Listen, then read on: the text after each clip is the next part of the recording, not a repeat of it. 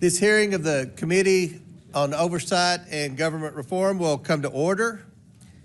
I want to welcome everyone here today. Without objection, the chair can declare a recess at any time. I now recognize myself for the purpose of making an opening statement. Good morning. Today, the House Oversight Committee will continue to examine the consequences of reckless and dangerous sanctuary policies that jeopardize public safety. 3 sanctuary state governors from Minnesota, New York, and Illinois are here to testify under oath about why they allow criminal illegal aliens to roam free in American communities.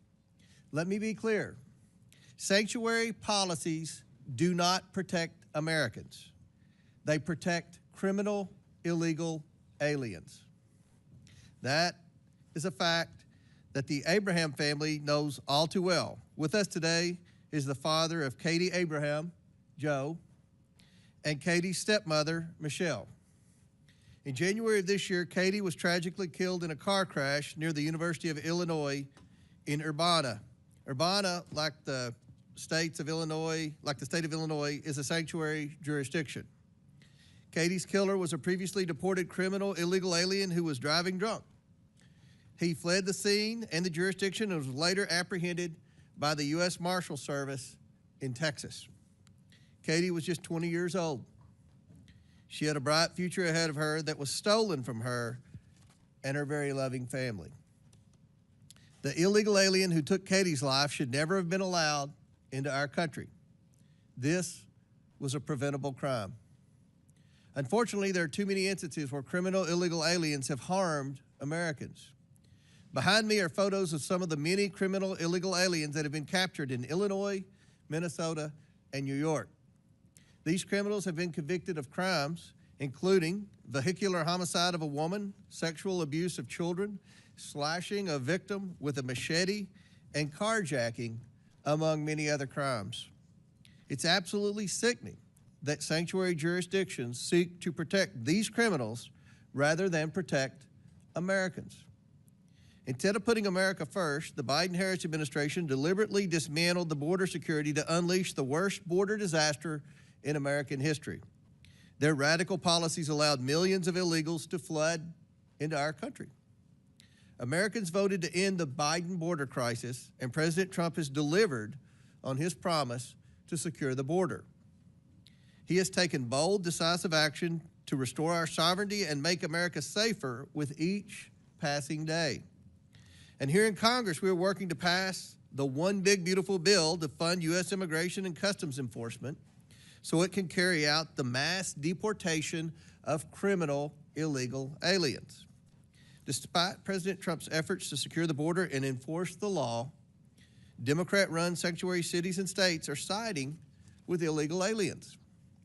For today's Democrat Party, it seems unlimited illegal immigration isn't a failure of policy, it is the policy. And that agenda is being pushed at every level of government. And this comes at a steep cost to public safety, strains law enforcement resources, and imposes a massive financial burden on both federal and state taxpayers. That's not just bad policy, it is a serious oversight failure. Congress must confront this absurd reality. State and local officials are actively undermining federal immigration enforcement, even when it's aimed at making their own communities safer. It's time to determine what legislative action is needed to stop this subversion and restore the rule of law. It's growing more and more absurd every day.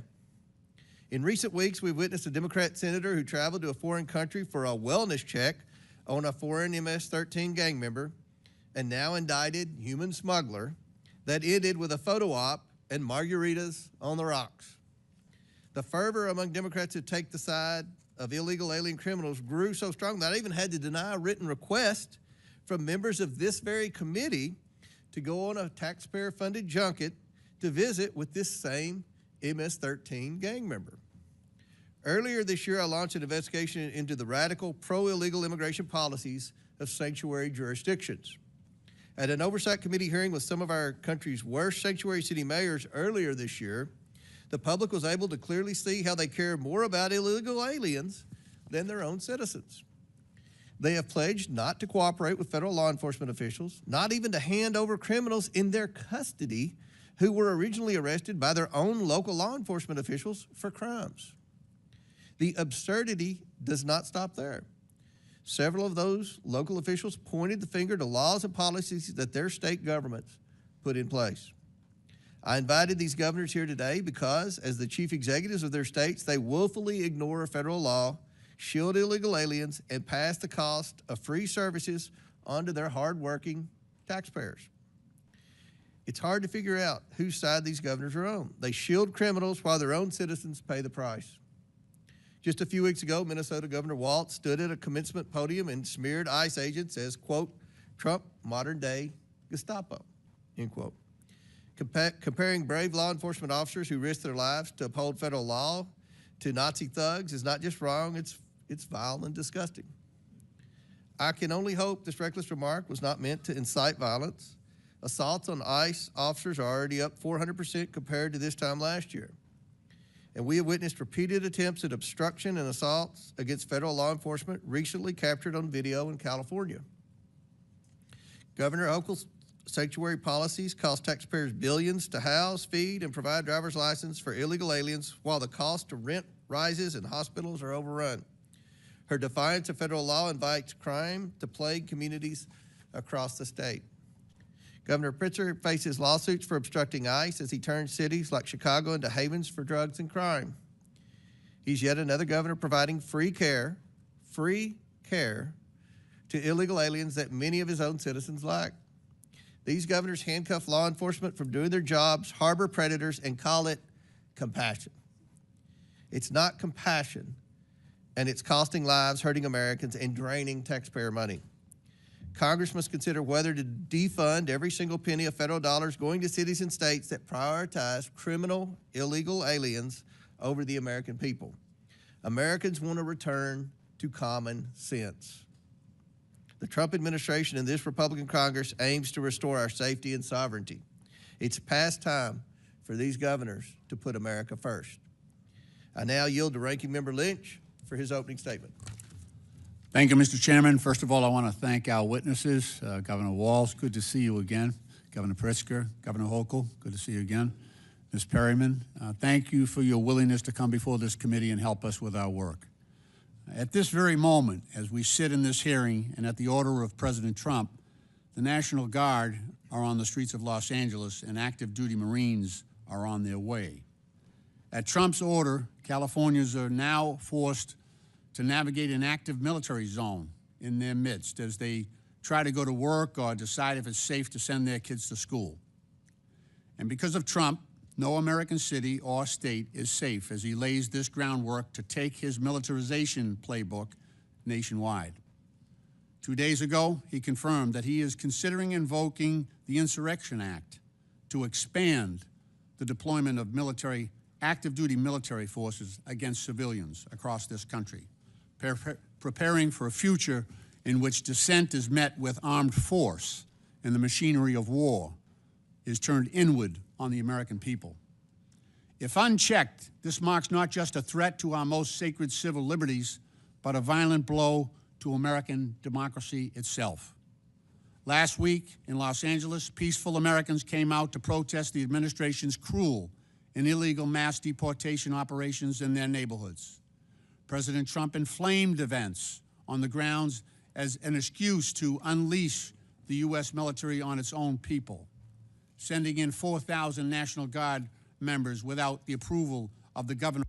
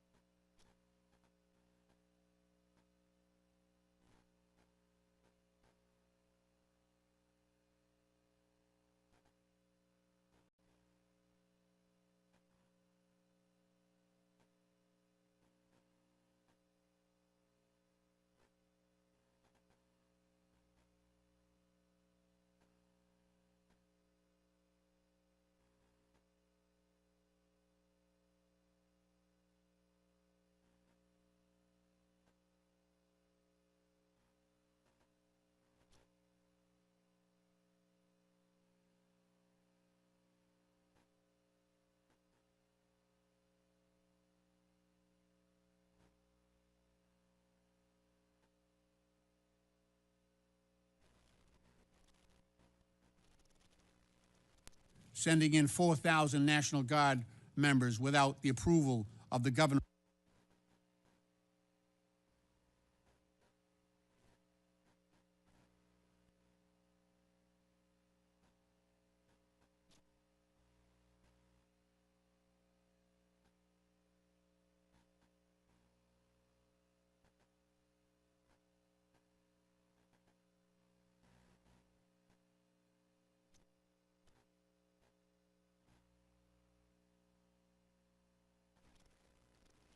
Sending in 4,000 National Guard members without the approval of the governor.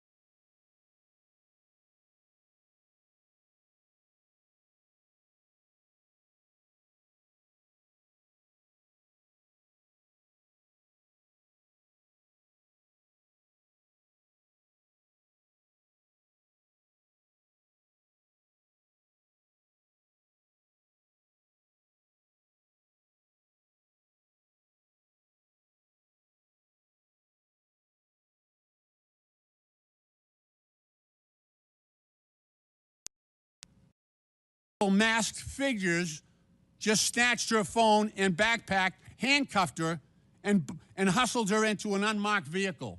What's that sound like? What does that sound like?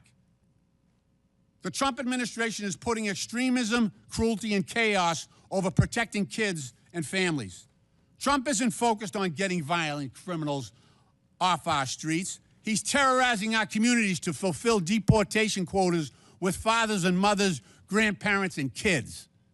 And he's trying to strong-arm our city and state leaders to divert their limited resources away from serious public safety threats to instead focus on peaceful, law-abiding families, just as he has diverted federal resources away from combating drug trafficking, violent crime, and terrorism to fuel his lawless mass deportation campaign. Trump isn't trying to protect us. He's trying to divide us. It's us and them. He's trying to divide us. And some people are helping him. He's pitting neighbor against neighbor. But it's not immigrant kids who are about to kick millions of Americans off their health care. It's not them. And he's doing that to pay for a tax break for billionaires. And it's not immigrants who are using the military to silence Americans exercising their right to speak truth to power. These are not the strong and measured actions of the leader of a free country. They are the ruthless maneuvers of an aspiring autocrat hell-bent on consolidating power by any means necessary. This is disgraceful. It should not happen in this country. This is wrong. Deploying the military against a civilian population is wrong. And if we don't step up, this will continue. If we don't step up and declare what is right under our Constitution, then other cities, other citizens will meet this same fate. I'm proud of my Democratic colleagues who are willing to stand up to this thuggery. Trump is a wannabe gangster, and he's showing the world what he's about. And I'm proud. You know, my dad served in Second World War. He fought the Nazis in Northern Africa. He fought the Nazis on the Italian Peninsula. And I think he's looking down right now and he's happy that I'm fighting today's Nazis. He's proud of that. We all should be. Mr. Chairman, I yield back. Without objection, Representatives Stauber, Finstead, Fishback, Emmer, Morrison, and Craig of Minnesota, Representatives Miller, LaHood, Davis, and Ramirez of Illinois, Representatives Stefanik, Tenney, Lawler, Goldman, Ocasio-Cortez, Gillen of New York, and Moskowitz of Florida are waived onto the committee for the purpose of questioning the witnesses at today's hearing. Without objection, so ordered. Our witnesses today include the governors of 3 states. We want to welcome you all here. First, we have Tim Walz, governor of the state of Minnesota. He was sworn into office on January 7th, 2019. His second term began on January 2nd, 2023. Governor, welcome back to the House of Representatives. Next, we have JB Pritzker, governor of the state of Illinois. He was sworn into office on January 14th, 2019. His second term began on January 9th, 2023. I'm going to yield briefly to my colleague Raj Krishnamurthy for further introduction. Thank you, Mr. Chair. Thank you for yielding. In Illinois, we like our pizza deep, our politics lively, and our budgets balanced. The last one used to be a miracle before Governor Pritzker took office. I know firsthand, as the son of immigrants who realized the American dream in Illinois, that immigrants make enormous contributions to our country. Governor Pritzker understands that too. His great-grandfather fled pogroms in Ukraine in 1881 and settled in Chicago to build a better life. That legacy has shaped his lifelong commitment to public service, justice, and opportunity. Before entering public office, Governor Pritzker built a successful business career and became a leading philanthropist, supporting early childhood education and establishing the Illinois Holocaust Museum. Governor Pritzker has delivered historic investments in education, workforce training, infrastructure, technology, and clean energy, all while expanding paid leave, raising the minimum wage, and defending the rights of all Illinoisans. Governor, thank you for your leadership and for joining us today. Yields back. Next, we have Kathy Hochul, governor of the state of New York. She was sworn into office on August 24th, 2021. Welcome, Governor. And finally, we have Skye Perryman. She is the president and CEO of the Democracy Forward Foundation. Thank you all for joining us. Look forward to your discussion this afternoon. Pursuant to Committee Rule 9G, the witnesses will please raise their right hand. Please stand and raise your right hand. Do you all solemnly swear to tell the truth, the whole truth, and nothing but the truth, so help you God? Please let the record show that the witnesses answered in the affirmative. Thank you all, and you may take a seat. We appreciate you being here today and look forward to your testimony. Let me remind the witnesses that we have read your written statement and they will appear in full in the hearing record. Please limit your oral statement to 5 minutes. As a reminder, please press the button on the microphone in front of you so that it's on and the members can hear you. When you begin to speak, the light in front of you will turn green. After 4 minutes, the light will turn yellow. When the red light comes on, your 5 minutes have expired, and we would ask that you please wrap up. I now recognize Governor Walz for his opening statement. Thank you, Mr. Chairman, Ranking Member Lynch, and members of the committee. I'm proud to be here today as the governor of the great state of Minnesota. Wherever you go in this country, people tend to want the same basic things: safe neighborhoods, affordable household goods, meaningful work, good schools. That's what my administration has worked to ensure for our people, and that's what we've delivered. Under our leadership, Minnesota has been ranked the 4th best state to live in, the 2nd best state to raise a family in, and the 3rd best state for jobs. And when it comes to serious crime, Minnesota has hit its lowest level in over 3 decades, and we consistently have lower violent crime rates than the U.S. average. Now, we have a broken immigration system in this country. I think everyone in this room agrees with that. But nothing Minnesota has done to serve its own people stands in the way of the federal government managing border security and policies. While you've convened this hearing to explore the issue of so-called sanctuary states, Minnesota is not even a sanctuary state. Minnesota legislature has passed no such bill making Minnesota a sanctuary state, and I have signed no such law. Minnesota cooperates with federal authorities in a number of ways. When there's a convicted felon in our prisons, We ask about their immigration status and share that information with the Department of Homeland Security.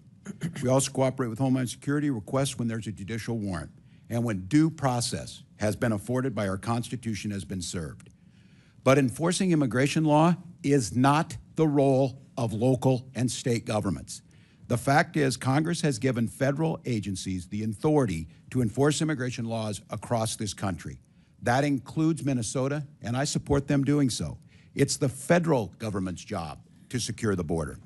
That's why when I was in Congress, I visited the southern border and voted for bills that would have increased funding for Border Patrol, made it easier to hire qualified agents, and deployed advanced technologies to the border. Most importantly, I recognize that securing our border does not mean we sacrifice our constitutional values. Unfortunately, the cruel and misguided policies of this current administration fail to live up to those values. Minnesotans are angry with what they've seen happen to their neighbors. They're angry that the federal government has been snatching people up, putting them in prison, and deporting them without a shred of due process. There's been no notice, no meaningful opportunity to object, and according to the president, no way to get out of these overseas prisons once you end up there. And let's be clear, many of these are law-abiding Americans, people who have been granted asylum or promised protected status. In many cases, it seems these people were reported not based on a criminal behavior, but how they looked or what they've said and being in the wrong place at the wrong time. Even U.S. citizens, like a 4-year-old boy with cancer, sent to Mexico, away from his father, away from the medical needs, to a country he was not born in or had never been to. Americans deserve a sensible, humane, and effective immigration policy that reduces illegal immigration while protecting fundamental rights. Meanwhile, the administration continues to make life worse for hardworking Americans in a lot of other ways, trying to slash Medicaid, Social Security, Medicare, making basic household goods more expensive, and telling people they just need to do more with less. The American people deserve better. You all have the power to legislate, to investigate this administration's abuse and overreach, and protect the American people. And I have to say, I'm disappointed. At a crucial inflection point in our nation's history, Congress is choosing to spend its time trying to cast blames on states like Minnesota that have no hand in creating this crisis. While we may disagree on the best way to maintain border security and public safety, I know we should all be able to agree on a few principles: that everyone in America deserves due process, and that we live in a free country where people should not be locked up for exercising their basic constitutional rights. I hope you'll join me in enforcing accountability to those fundamental ideas, and I look forward to your questions. I yield back, Mr. Chairman.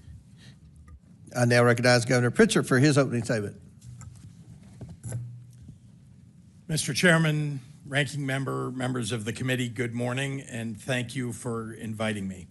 As governor of the great state of Illinois, I have seen firsthand how states have had to shoulder the consequences of a broken immigration system. I'm proud of how we have responded by promoting public safety, treating people with dignity, supporting our economy, and respecting the rule of law. Safe and compassionate immigration policies, I believe, are vital. In fact, my own family owes everything to this country accepting a young refugee named Nicholas Pritzker to its shores over a century ago. My great-grandfather fled the massacre of Jews in Ukraine and arrived in the United States when he was just 10, without a penny to his name. A social service agency provided him a place to live, a public school taught him English, a public university allowed him to pursue a higher education.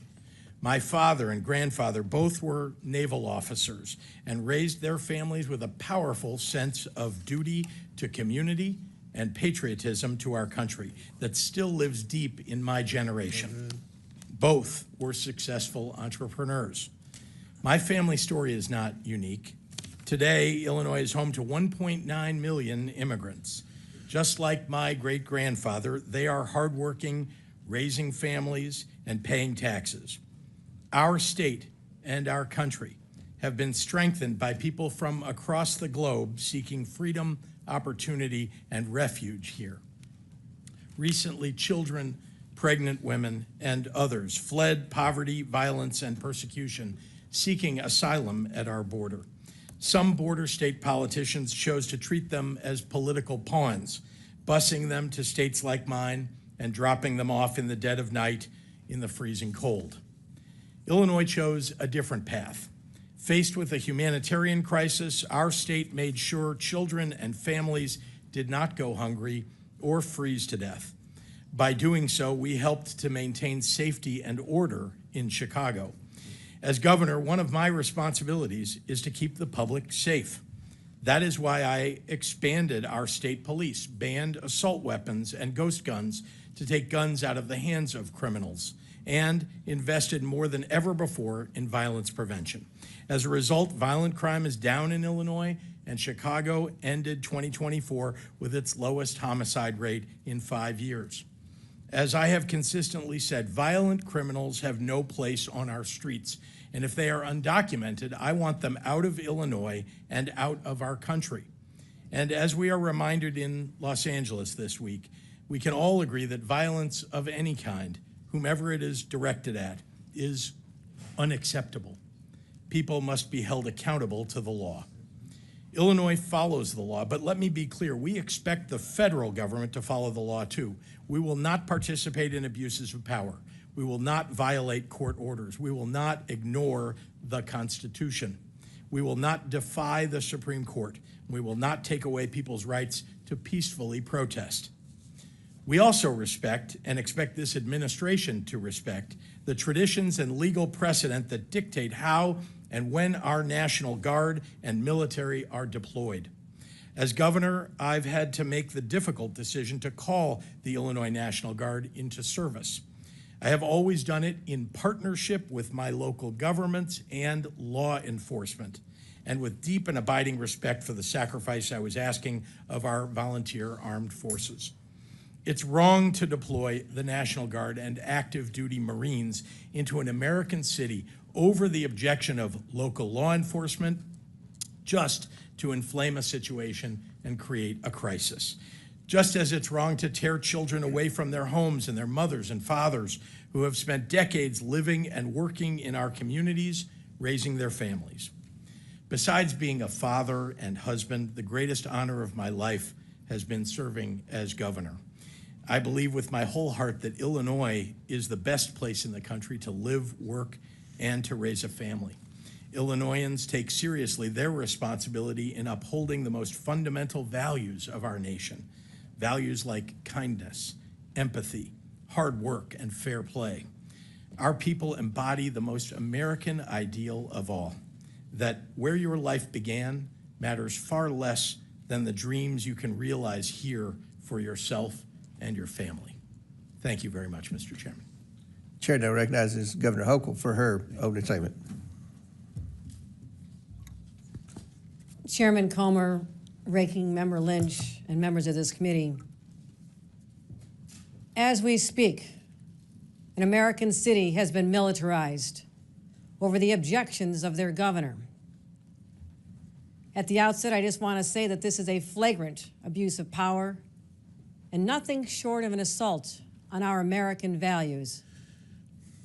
My views on immigration are simple and direct. Our nation needs secure borders. Our nation needs comprehensive immigration reform from this body. And our state laws dictate that we cooperate with ICE in criminal cases. And our values dictate that we treat all law-abiding people with dignity and respect.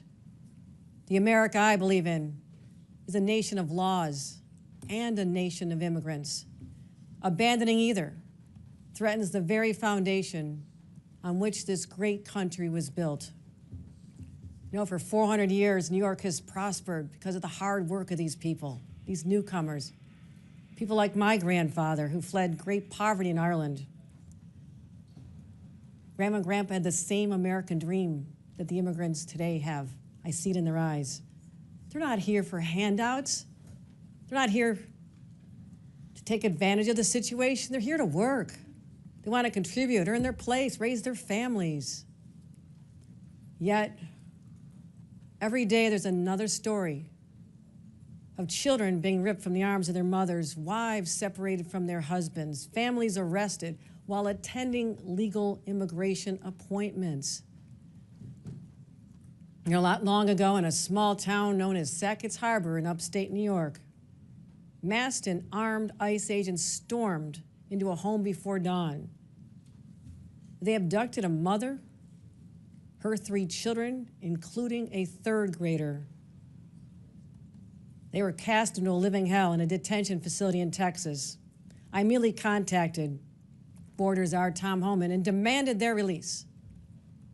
In Jefferson County, more than 60% of the residents voted for Donald Trump, and those people protested in the streets. Local Republican lawmakers, business owners, school leaders all spoke out. Finally, after 2 long weeks, the family was finally returned home. In New York, we understand the difference between going after criminals and traumatizing law-abiding families. Now, some of you will use this hearing to stoke fear. I'm here to talk about the facts. New York has managed an unprecedented immigrant influx because of a broken border.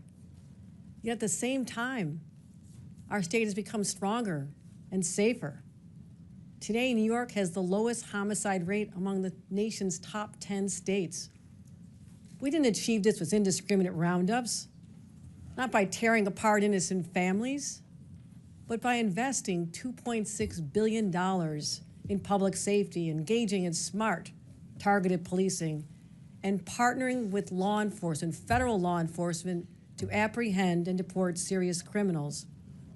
And since I've become governor, we've cooperated in handing over 1,300 convicted criminals to ICE.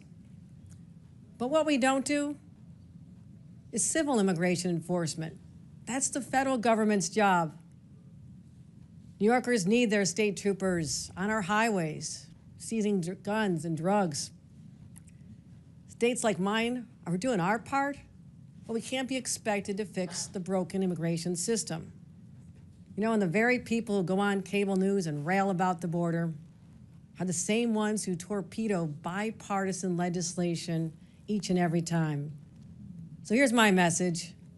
If you truly care about public safety, if you truly care about the economy, if you truly care about human dignity, then sit down, negotiate, have real reform, secure the border, revive legal pathways, and let people work. At the end of the day, I'll go home and do my job keeping New Yorkers safe. I hope that you will do yours. Thank you. And I now recognize the Democrat witness, Ms. Perryman, for her opening statement. Thank you, Mr. Chairman and Acting Ranking Member, for having me here today. And at the outset, let me offer my sincerest condolences to all of you for the passing and your loss of your colleague, Representative Jerry Conley. I'm here today as a lawyer and as the president and CEO of Democracy Forward Foundation, which is a national nonpartisan legal organization that is committed to achieving democracy and a nation that enables all people to thrive. At Democracy Forward, we represent people and communities who make up the very fabric of our nation on a pro bono basis in federal and state courts and regulatory bodies throughout the country. I know this is a hearing focused on immigration, and so I would like to say at the outset and echo the calls for bipartisan, comprehensive immigration reform. I will also note that the rhetoric that we have heard the president and his allies use in recent days about immigrants and people in this country is inaccurate, overly politicized, and not solutions-oriented. Fundamentally, Democracy Forward Foundation's work centers on the premise that when the government does its job and delivers for people, our society is stronger. And when our government strays from that purpose, ignoring the Constitution, not achieving and respecting the fidelity of people's rights, our democracy and our people are in danger. Right now, based on the work that we are doing, I am here to say that our American people are in danger and that our democracy is in crisis. I am looking at these United States flags. We need to remember who we are. We right now have a president who has proclaimed without irony that he is a king in a nation that next year will celebrate 250 years since it threw off the reins of monarchy. Since Inauguration Day, the President and his administration have acted beyond the lawful bounds of executive authority. They have usurped the power of this Congress. They have sought to eliminate due process of law. They have ignored court orders, and they are targeting people, civil society organizations, and lawyers. These are anti-democratic actions that present an overall threat to every single American and their well-being and to our values in America. That is why at Democracy Forward Foundation, we have had to go to court to file more than 70 legal actions in federal and state courts and agencies and offices since Inauguration Day to protect the American people's rights. From stopping the president's federal funding freeze, to blocking the decimation of the Department of Education, to having to safeguard due process, to challenging DOJ and Elon Musk's attempts to access personal data on behalf of individual Americans, our team is in court every single day on behalf of people of all identities and ideologies, people in red states and blue states, people in small towns, urban areas, and rural communities. Our work at Democracy Forward demonstrates that the United States Constitution is still here, and it is here for all of us.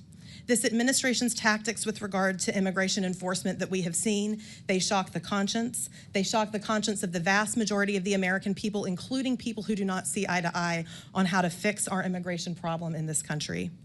They have led us to file and have to file litigation on behalf of religious communities to prevent ICE from entering houses of worship.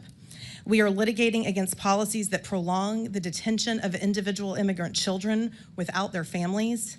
And of course, we are challenging the lack of due process afforded to our clients, men who were disappeared through an unlawful agreement between the government of El Salvador and the United States Department of State.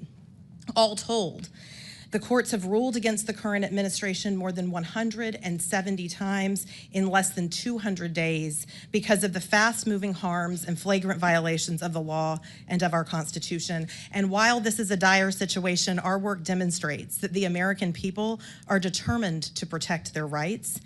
They are determined to use lawful and peaceful means of petitioning their government and, when necessary, of holding their government accountable. People have talked about their families, and last week was June 6th, which is, of course, the anniversary of when American troops landed on the beaches of Normandy in World War II. I, too, am the mother of a 9-year-old boy, and that 9-year-old boy's great-grandfather served in that battle, and many others throughout the European theater. But as I reflected last week, we don't need to be in Normandy to defend our democracy in June of 2025. We need to be here in these halls, doing the work in courts across the country and in our communities. And we do need to remember the essential and historical commitment that our nation made at the end of that war to advance democracy and to ensure that we never turn our backs on people who are fleeing persecution. I so appreciate you inviting me here today to participate in this hearing, and it is with a sincere hope that we can come together that I offer my testimony and comments. All right, opening statements have concluded. We're now going to begin the questioning portion of today's testimony. And I'm going to begin with Governor Walz. Governor Walz, I thought that maybe your statement referencing ICE as Gestapo was an outlier statement, but now that Mr. Lynch has endorsed it, it appears that it could be some type of Democrat talking point. Governor, do you and other Democrat politicians understand why referencing ICE as Gestapo is offensive? I'm going to explain. The Department of Homeland Security is reporting that ICE agents are now experiencing a 413% rise in assaults. We see numerous videos of rioters obstructing and assaulting federal law enforcement after your remarks, including in Los Angeles.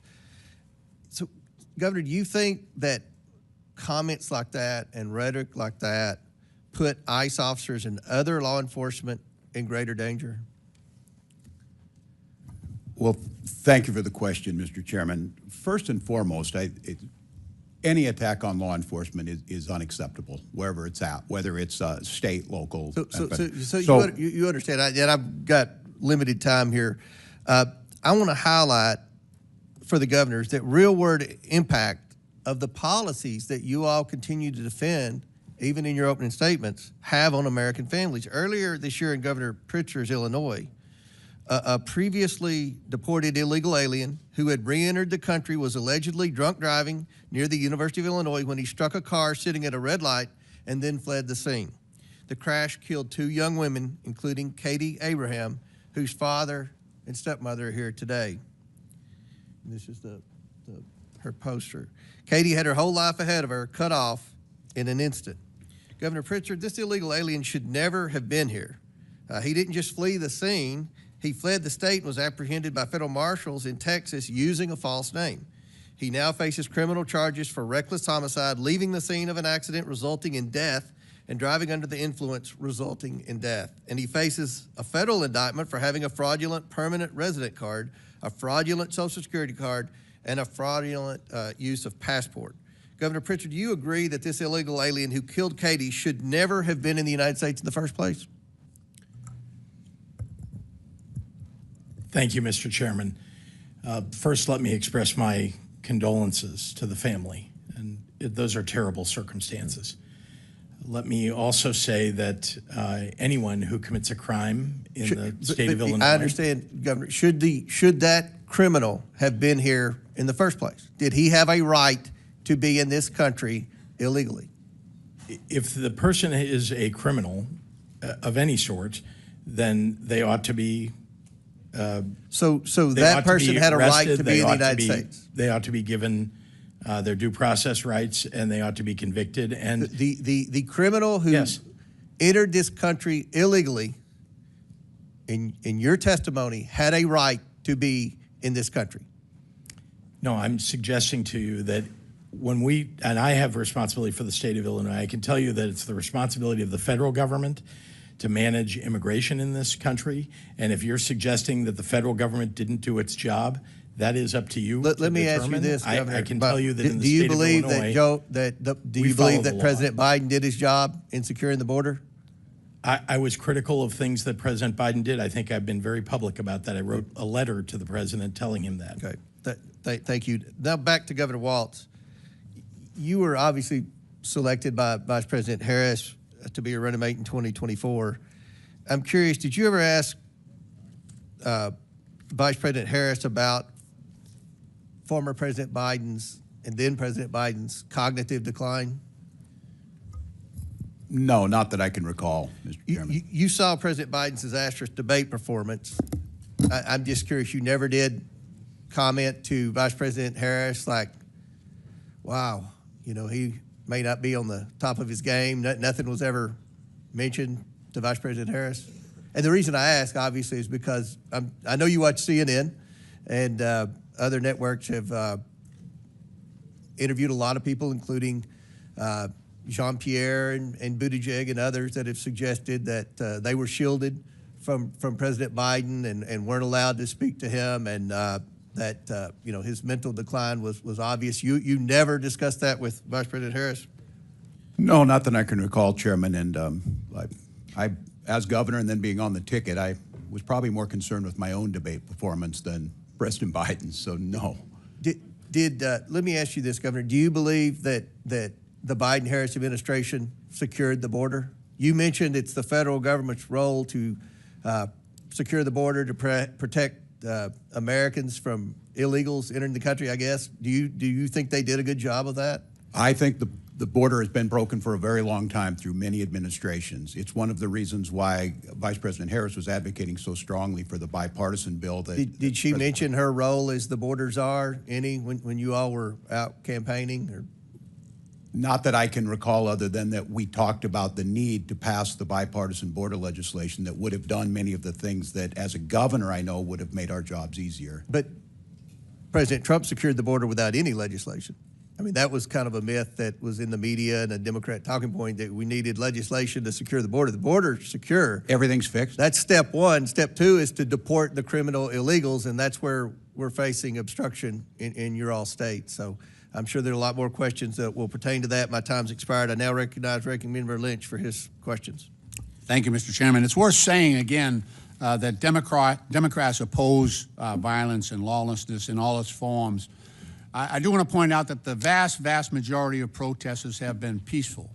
But the most egregious and sweeping displays of the use of force and lawlessness we see in the United States today, and the gravest threat to the rights and freedoms of those that we hold dear, are the acts of the Trump administration itself. President Trump has and his administration have crossed the line over and over again, from January 6th, when this building was attacked at his direction, to invoking the Alien Enemies Act, to dismantling USAID, to ignoring court orders, to the attacks and threats against law firms that were protecting democracy. As in that in the 5 months since Trump took office and put the for sale sign over the White House, he's earned $2.9 billion on his crypto scam. I mean, to call this unprecedented, that word has lost all its meaning. He keeps making history, but the wrong kind. Just the act of sending the National Guard and troops and active duty Marines to LA was already an overreach.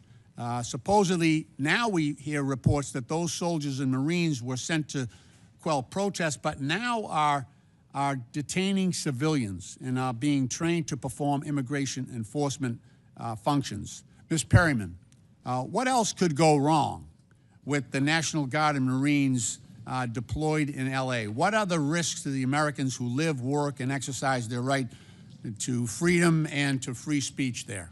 Well, I would just say that what our Constitution recognizes and how good government functions is really based on trust. And when we look at National Guards, it is the governors that often call the National Guards in. And so, of course, the fact that we are seeing a situation where the president has taken this step without cooperating with the governor and with local communities there is deeply concerning.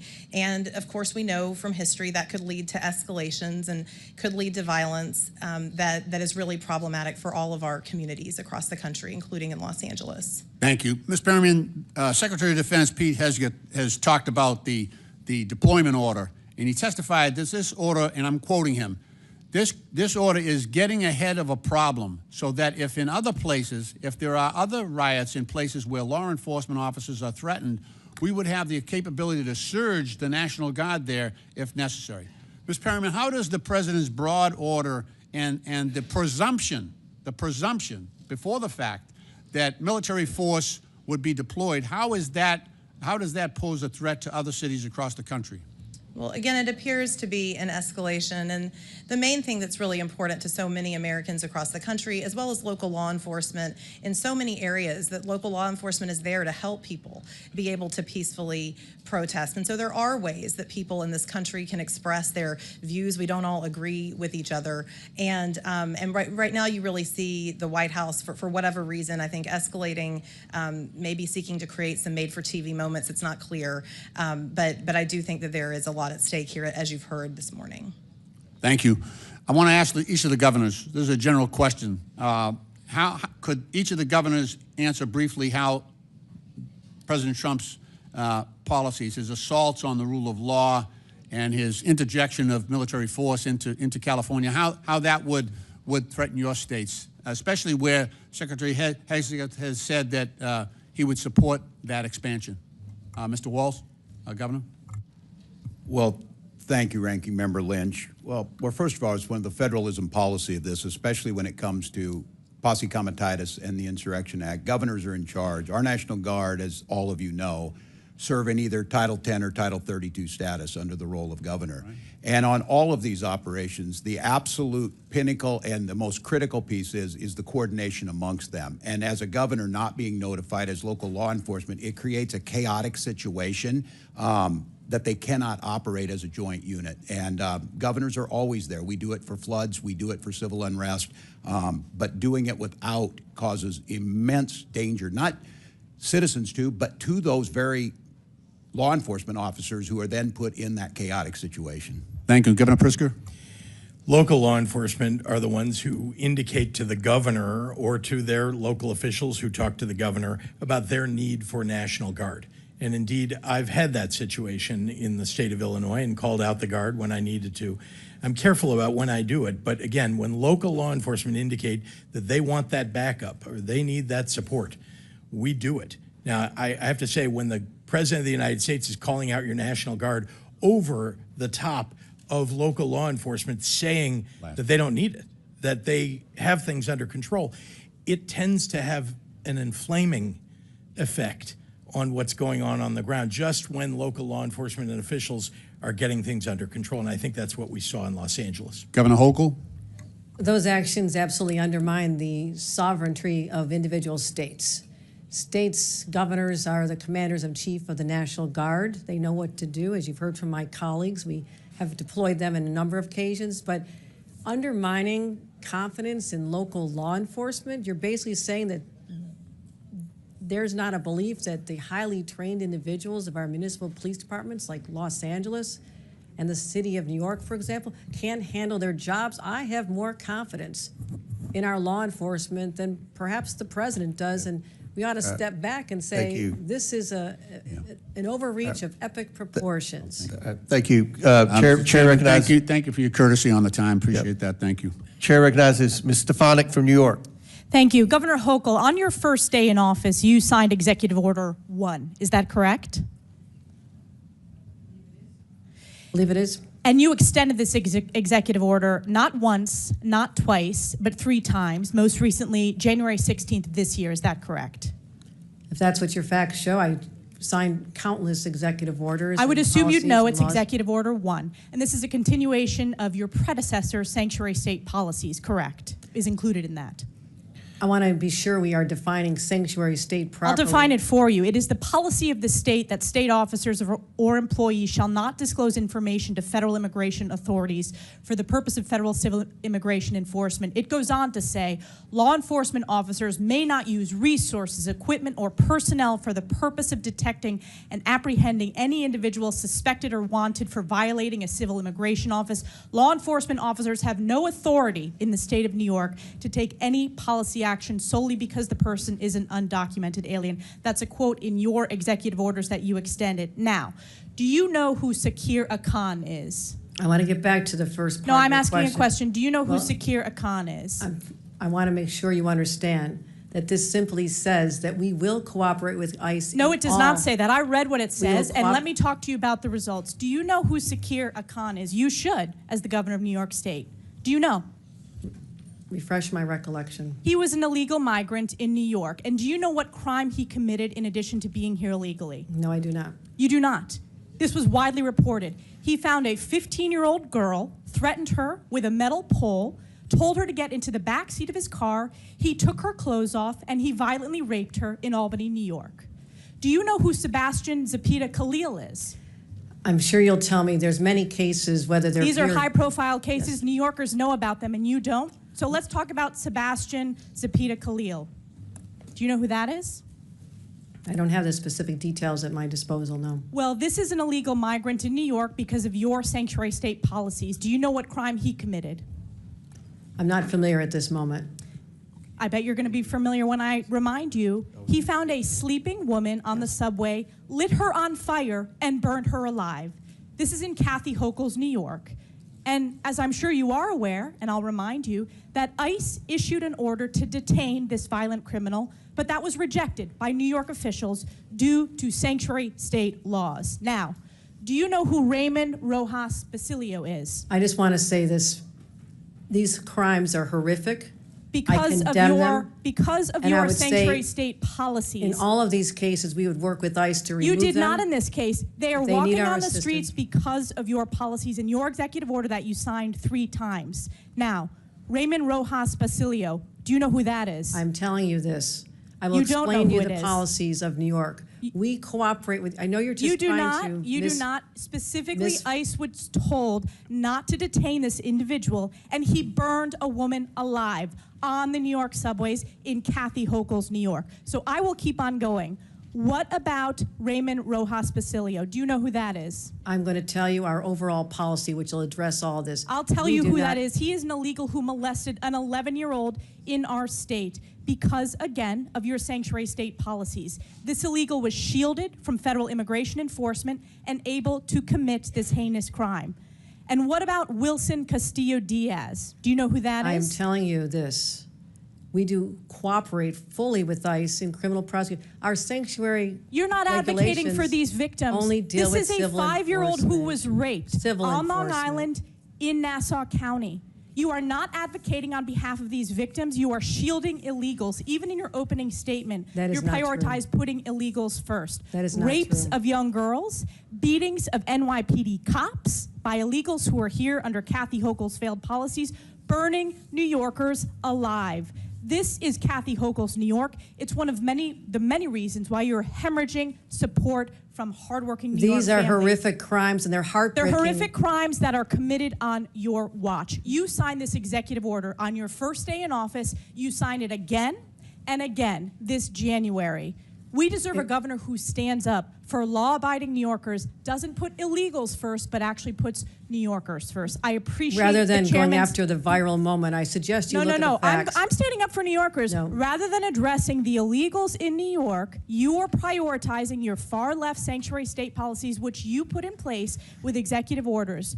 Instead of advocating for cooperate victims, in all a those 5-year-old cases. who We was raped, cooperate with ICE. you did not. They were released We because cooperate of with sanctuary ICE. state We policies in New cooperate York with State. law No enforcement. amount of words is going to clean up your failed record and these horrific crimes committed in sanctuary state that you created. And with that, I Your yield back. representation, the facts, Gentlelady absolutely false. yields back. Absolutely Chair false. recognizes Ms. Norton from Washington, D.C.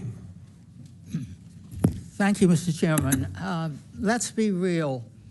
Since the start of the Trump administration, each day has been more nightmarish than the last. But in the past few days and weeks, we have seen a significant escalation of Trump's mass deportation agenda. On May 29th, a 9-year-old child and his father were reportedly detained in Torrance, California, and separated from one another by ICE. A 4th grader ripped from the only community he knows and from the arms of his father. We have kids who are afraid to go to school, afraid that ICE will grab them, and their families from school grounds, and afraid their parents will not be there when they get home. Schools are supposed to be safe havens for our children that foster learning and growth. Instead, the Trump administration is deliberately weaponizing them, terrorizing children and families with its immigration policies, and threatening more than 600,000 students, kids with detention and removal. President Trump has called for an end to birthright citizenship, a constitutional right recognized since the end of slavery. He has cut federal contracts that give 2-year-olds representation in immigration court. He has ripped the children who are immigrants and United States citizen from schools, their friends, their neighborhoods, and their homes. There is no other way to spin this. President Trump is waging a cruel and deliberate war against children. Ms. Perriman, do all children residing in the United States have a constitutional right to attend public schools regardless of immigration status? They do.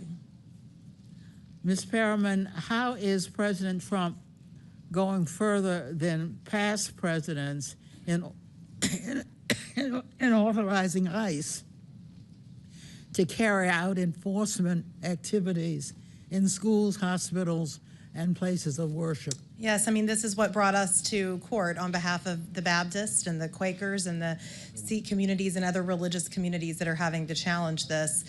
For more than 30 years, the country had a policy that prevented indiscriminate enforcement activities at what we call sensitive locations. That includes houses of worship, and it includes schools. We saw in the early days of this administration, the Department of Homeland Security rescind that policy and endanger people, all people, not just immigrants, but people who are seeking to engage in communal worship, people who are seeking to go to school, and to be present in other sensitive locations like hospitals. Governor Walz, what does it mean for children in Minnesota if ICE comes to their classrooms? Well, thank you, Congresswoman. Minnesota prioritizes education. We're proud of our education system. We're proud that when students come to school, they get a good meal, they have well-qualified teachers, and it's a place where it's safe. It's a safe place where they can learn. We prioritize it because our economy depends on it, and it's the right thing to do. Disruptions at places like school, when ICE is free to operate in Minnesota within the laws, but to disrupt schools, to disrupt and come to those schools, not only the impact to that individual student, but to the entire learning environment in those schools are disrupted by it. And again, we agree with everyone here, those committing crimes is where we need to focus, but being on campuses in elementary schools is not getting at that. Thank you. Governor Pritzker, when ICE detains and arrests parents as they drop off kids at school, how does this affect educational outcomes?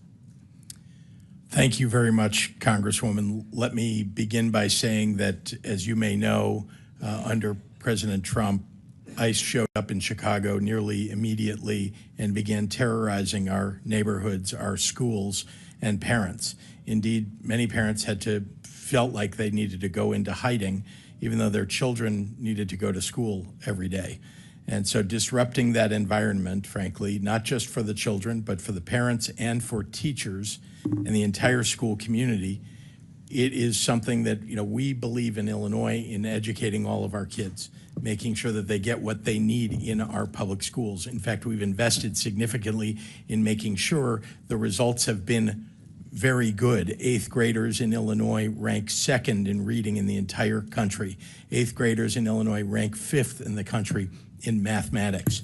And it's because we have a safe environment, but not when Tom Homan brings Dr. Phil with the overreach of force with ICE to disrupt our education system, and particularly our elementary schools. Thank you. Gentlelady's time's expired. Chair recognizes the Majority Whip, Mr. Emmer from Minnesota. Mr. Chairman. Thank you, Mr. Chair. Welcome back to Washington, Governor. I'm going to run through a series of facts before I get to my questions, so let's get started. Governor Walz, you signed the Health and Human Services Omnibus Bill into law in May of 2023. That bill expanded Minnesota Care to provide free health care to illegal aliens. You signed the Higher Education Omnibus Bill into law in May of 2023. That bill allows illegals to have their college tuition paid for by the state. You signed the Driver's License for All Act into law in March of 2023, and that bill allows illegals to receive driver's licenses. So, you claim you're not a sanctuary state. You just provide free health care, free college, and driver's licenses to illegal aliens. One reason you're here testifying before us today is because you refuse to cooperate with ICE. While states like Florida and Virginia empower their law enforcement to detain and remove criminal illegal aliens, you, sir, have done just the opposite. Your Attorney General is directing law enforcement to ignore ICE immigration detainers. Do you agree with the Attorney General's guidance? Well, Congressman, it's good to see you again, and thank you for being here. First, I would say, as my job as governor of Minnesota is to make Minnesota the best state in the nation. Do you agree with the Attorney General's guidance? Congressman, what I would say on this is that Minnesota follows all law. I would say it's a very easy question. And again, if you claim you're not a sanctuary state, you just claim that you support policies. You're not a sanctuary state, but you support policies that prevent ICE from doing their job.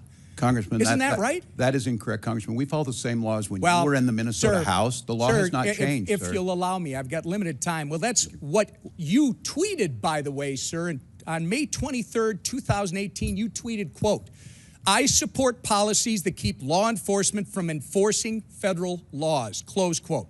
On May 17th, just this spring, at the University of Minnesota Law School's commencement ceremony, you said, quote, "Donald Trump's modern-day Gestapo is scooping folks up off the streets." When you said the words modern-day Gestapo, you were referring to ICE agents. Gestapo, by the way, sir, was the official secret police of Hitler's Nazi Germany.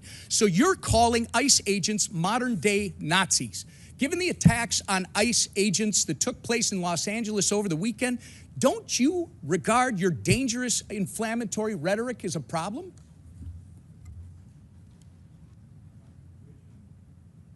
The questions do you want me to answer first? So, sir, it saddens me that you refuse to express regret from comparing ICE to Nazis. ICE agents are brave Americans who get up every morning, leave their families, and put their lives in harm's way to protect our country, sir. You, at the very least, owe an apology to these dedicated public servants. I will say, sir, inflammatory rhetoric such as yours and the other governors on this panel is responsible for putting a target on the back of every ICE agent who is risking their life to protect our communities. Minnesota is all too familiar, by the way, with the chaos that ensues when you refuse to work with law enforcement to enforce the law. In May 2020, looting, acts of violence, and arson occurred on your watch in Minneapolis after you refused to bring in the National Guard. Governor, your agenda is clear: free health care, free college and driver's licenses for illegals while handcuffing law enforcement when they're trying to protect our citizens and their communities. If you think that's not a sanctuary state, you shouldn't be governor. By turning Minnesota into a magnet for illegals, you have opened up our communities to dangerous criminals, including known terrorists, gang members, murderers, and child predators. You have sent a resounding message that if you're a hardworking, law-abiding citizen of Minnesota, your safety and well-being are not the priorities of Tim Walz and his administration. But if you're coming to our state illegally, you're not only welcome with open arms, you're entitled to free stuff on the taxpayer's dime. This is absolutely disgraceful. Governor Walz, your sanctuary state agenda has been defined by your utter failure.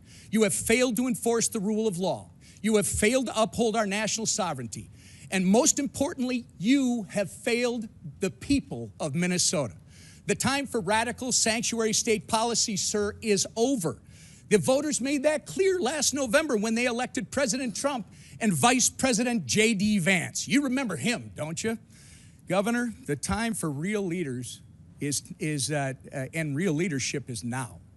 And with that, sir, actually, Mr. Chairman, I ask unanimous consent to introduce into the record the governor's tweet that I referenced from May 23rd, 2018, which makes it clear his hatred for federal law enforcement. Thank you. Without objection, so ordered. Mr. Chairman? Yes. Mr. Chair Chairman, recognizes Mr. Mfume. Mr. Chairman, thank you very much. I have a unanimous consent request, and I'd like to present both of those to you at the same time. Proceed. Okay. I ask unanimous consent that we enter into the record an article from The Hill of the 8th day of June. Latinos for Trump co-founder blast inhumane immigration arrest. Without objection, so ordered. Thank you, sir. And the second one is from the Independent of May the 28th. Trump ordered a critically ill 4-year-old Mexican girl to leave the country. Experts say she could die in days. I ask unanimous consent. Without objection, so ordered. Thank you, sir. Chair recognizes Mr. Cristomorte from Illinois. Thank you, Mr. Chair. Governor Pritzker, when it comes to immigration, you've been clear that Illinois follows the law. I'd like to go into this issue just a little further. First, there's been a lot of misinformation about the Illinois Trust Act. As you know, this is the 2017 law signed by then Republican Governor Bruce Rauner, which requires state agencies to cooperate with ICE when it presents a criminal arrest warrant for an individual, correct?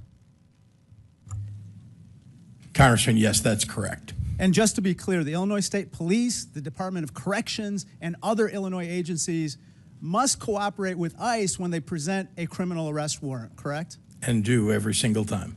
This is Illinois law. Yes, Donald Trump may not like state law, as we are seeing in California, but what Donald Trump likes is irrelevant. The law is the law. The Wall Street Journal reports that ICE's recent raids in California, including at a Home Depot in the LA area, were organized because the administration was falling way short of its cruel goal of deporting thousands of people per day. Politico said this is, quote, the standoff that Trump wanted. There's another reason why Trump has provoked the current situation in California. He doesn't want to talk about what he calls the big, beautiful bill and what I call the large, lousy law. So let's talk about what Trump doesn't want to discuss. What Trump doesn't want to discuss is that his large, lousy law cuts $625 billion in Medicaid, a program that insures millions of Americans. Governor Walz, in a press release on Medicaid cuts, you said, quote, the victims of these cuts will be families, children, veterans, rural Americans, and pregnant moms. That's what you said, right? That's correct, Congressman. And Governor Hochul, in a recent op-ed, you wrote, even if you don't rely on Medicaid, these cuts affect you. Because when millions lose coverage, hospitals and other vital healthcare institutions lose funding. And that strains the entire system. That's what you wrote, right? That is correct, sir. Governor Pritzker, cuts in the large, lousy law are going to leave upwards of 700,000 Illinoisans without health insurance. Isn't that correct? Yes, people will die. Trump's large, lousy law adds trillions to the national debt as well, which could force $500 billion in automatic cuts to Medicare, in addition to the cuts in Medicaid that we just referred to. And of course, Medicare is a program that every senior relies on. Let me turn to my final topic. Governor Pritzker, President Trump has called Illinois, quote, a poorly run state. But the truth, of course, is the opposite. Governor, Illinois has had 7 consecutive balanced budgets, right? That's correct, Congressman. And our credit rating has been raised 9 times in the last 6 years, correct? After 21 downgrades under Republican and others. And it now stands at an A rating, right? It does. In contrast, under President Trump, every credit agency has downgraded America's credit rating below the top level, the first time in history that's happened. Isn't that right? That's correct. Trump and others claim the federal government props up Illinois. But in reality, we're one of 13 states in the country that actually give more tax revenue to Washington, D.C. than we receive in return. Now, let me turn to some of the reasons why Illinois is a donor state and not a taker state. Illinois has a $1.1 trillion economy. We produce the most soybeans in America, and we're the #2 producer of corn, right? That is correct. We're the #2 manufacturing state in the country. We are. And we're the #2 destination for corporate expansions and relocations, right? And Chicago is #1. Thanks to you, we have the world's first quantum and microelectronics park, correct? That's right. And we're ranked top in the Midwest for workforce development, correct? Yes, we are. And startups. That's right. Illinois is the heart and soul of America, Governor. It's where the cell phone was invented, was home to the first McDonald's, and was the home of amazing leaders, Lincoln, Reagan, Obama, Grant, even Superman, and yes, the Pope. And here's a picture of the Pope wearing a Chicago White Sox cap. The next Pope's going to be a Cubs fan. There you go. Illinois has terrific jobs, people, and pizza. Some may even say that God is on our side, Governor. I'm proud to be from Peoria. I'll always stand up for Illinois, loud and proud. I yield back. Chair now recognizes Mr. Jordan from Ohio. Thank you, Mr. Chairman. Governor Hochul, 3rd paragraph, 2nd sentence in your written testimony, you said New York State cooperates with U.S. Immigration Customs Enforcement in criminal cases. Governor, who's Jesus Romero Hernandez? Thank you. I want to reaffirm that we do cooperate in cases where... That wasn't a question. I just read your statement. I can read your statement. Who is Jesus Romero Hernandez? I don't have the details on every I'll single tell you. person in a state of 20 million people. I understand, but this guy's a citizen of Mexico, deported 7 times, came to your state, assaulted one of your residents with a machete, choked a police officer, then when he was in custody, assaulted a corrections officer. ICE finds out this guy is in your state's custody, and they send you a detainer. You're familiar with a detainer, right? Yes, I am. Notice of action, immigration detainer to Tompkins County Jail from Syracuse Immigrations and Customs Enforcement. Section 1, they check a couple boxes. The first one they check is a final order of removal against the alien has taken place. That means a court has said this guy needs to go. This machete-wielding, cop-choking, corrections officer assaulting guy needs to go. Then they also check another box and they say biometric confirmation of who this individual is, this alien's identity. So they got the right guy, and a court has said he needs to go. Any idea what Tompkins County Jail decided to do with that detainer order? I will tell you this, the state of... It's a specific question. No, I'm what telling you, did Tompkins County do? those the descriptions you have put forth are absolutely chilling and disturbing and course they are. reprehensible to all of us. Which My job is to which protect is the why I'm people of asking New the York. question. What And did this- Tompkins County do? What I have responsibility I will for tell you, are since you're not going to state answer, courts, we state cannot police. and will not hold Mr. Hernandez. Yeah. We can't keep the machete guy who had choked a police officer and assaulted a corrections officer. We can't keep him. In fact, we have the back and forth from Tompkins County and ICE on January 28th of this year, 8:56 p.m. Tompkins County tells ICE, we're not going to hold this guy. 7 minutes later, ICE responds back, we will be there to take custody this evening. 24 minutes later, Thompson County reiterates, we're not going to have him. We're not going to turn him over. 10:45.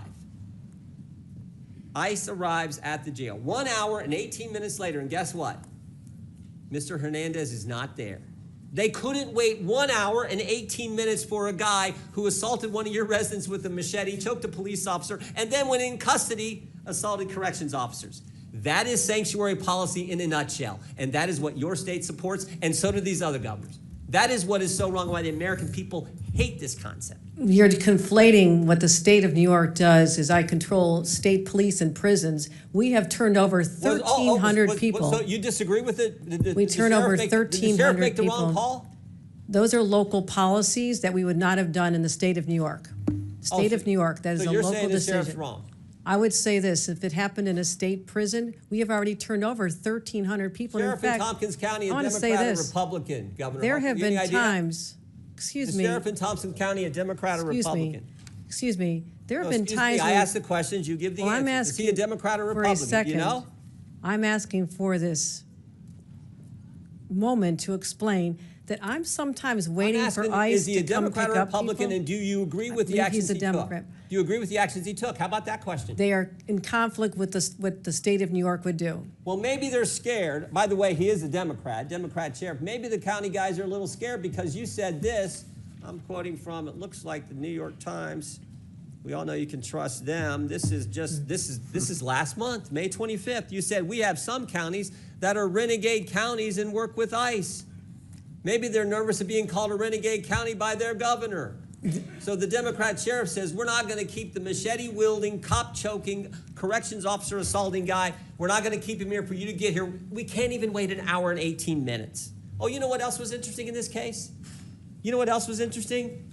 There was actually an arrest warrant from United States District Court, Northern District of New York, signed by Judge Wiley Danks, magistrate from Syracuse. There was an arrest warrant, and they still couldn't keep him. The state of New York cooperates. We cooperate in removal of individuals who've served time. We respond to detention. You're confusing, and maybe there's a lesson in civics will here you that's say necessary. on the record right here, I got 12 seconds, will you say on the record, was Tompkins County wrong in the actions they took on January 25th, 2025, when they wouldn't hold the guy for 1 hour and 18 minutes? Was Those are Tompkins not County the policies wrong? that we would have in the state of No, New no, York. Those but- are not the policies we would have in a. Were they wrong? Should Because they, I've already have turned said that guy over to ICE? It's a I've- simple question, Governor. that was a horrible situation. The person should not have been out there, and It's a horrible situation, but it's a yes or no question. it is a response that this is a locality. Do you agree or in the disagree? state of New York, Agree or the person disagree? should have been held. Yes or no? The person should have been held, and in the state of New York, we would have turned him over. That is in conflict with what we would do as a state appreciate with the chair's respect to indulgence. I prison. yield back. And I want to know why ICE won't come and pick up the individuals who have served time in our state. I have cases where they have not even shown Governor, up. a court order and a detainer for a guy who did the things Mr. Hernandez did, and Tompkins County can't hold him an hour and 18 minutes, and you won't say that's wrong? I have said we cooperate when there's a criminal case where someone has committed a This is crime. We sanctuary turn them policy. over. This is sanctuary policy in a nutshell. You won't even You're condemn something that mischaracterizing. anyone with common sense knows is ridiculous. You're mischaracterizing the Chair, laws of the state I of had the New York. facts here. That's Can all I right. do one other thing, Mr. Chairman? Now he's been rearrested, and guess what? This guy who's now been rearrested, there is imminent danger that this inmate will do injury give to him a himself and minute. to others and presents a threat to safety, security, and good order of the facility, so he's not permitted to leave his cell. So this guy is not even allowed out of his cell, but they let him out on the street a few months ago. That's how ridiculous this is. When he does leave his cell, we go back to his Gentlemen, country under our time's orders for expired. deportation. Chair recognizes Mr. Mfume, and I'll give you an extra minute. Oh, there you go.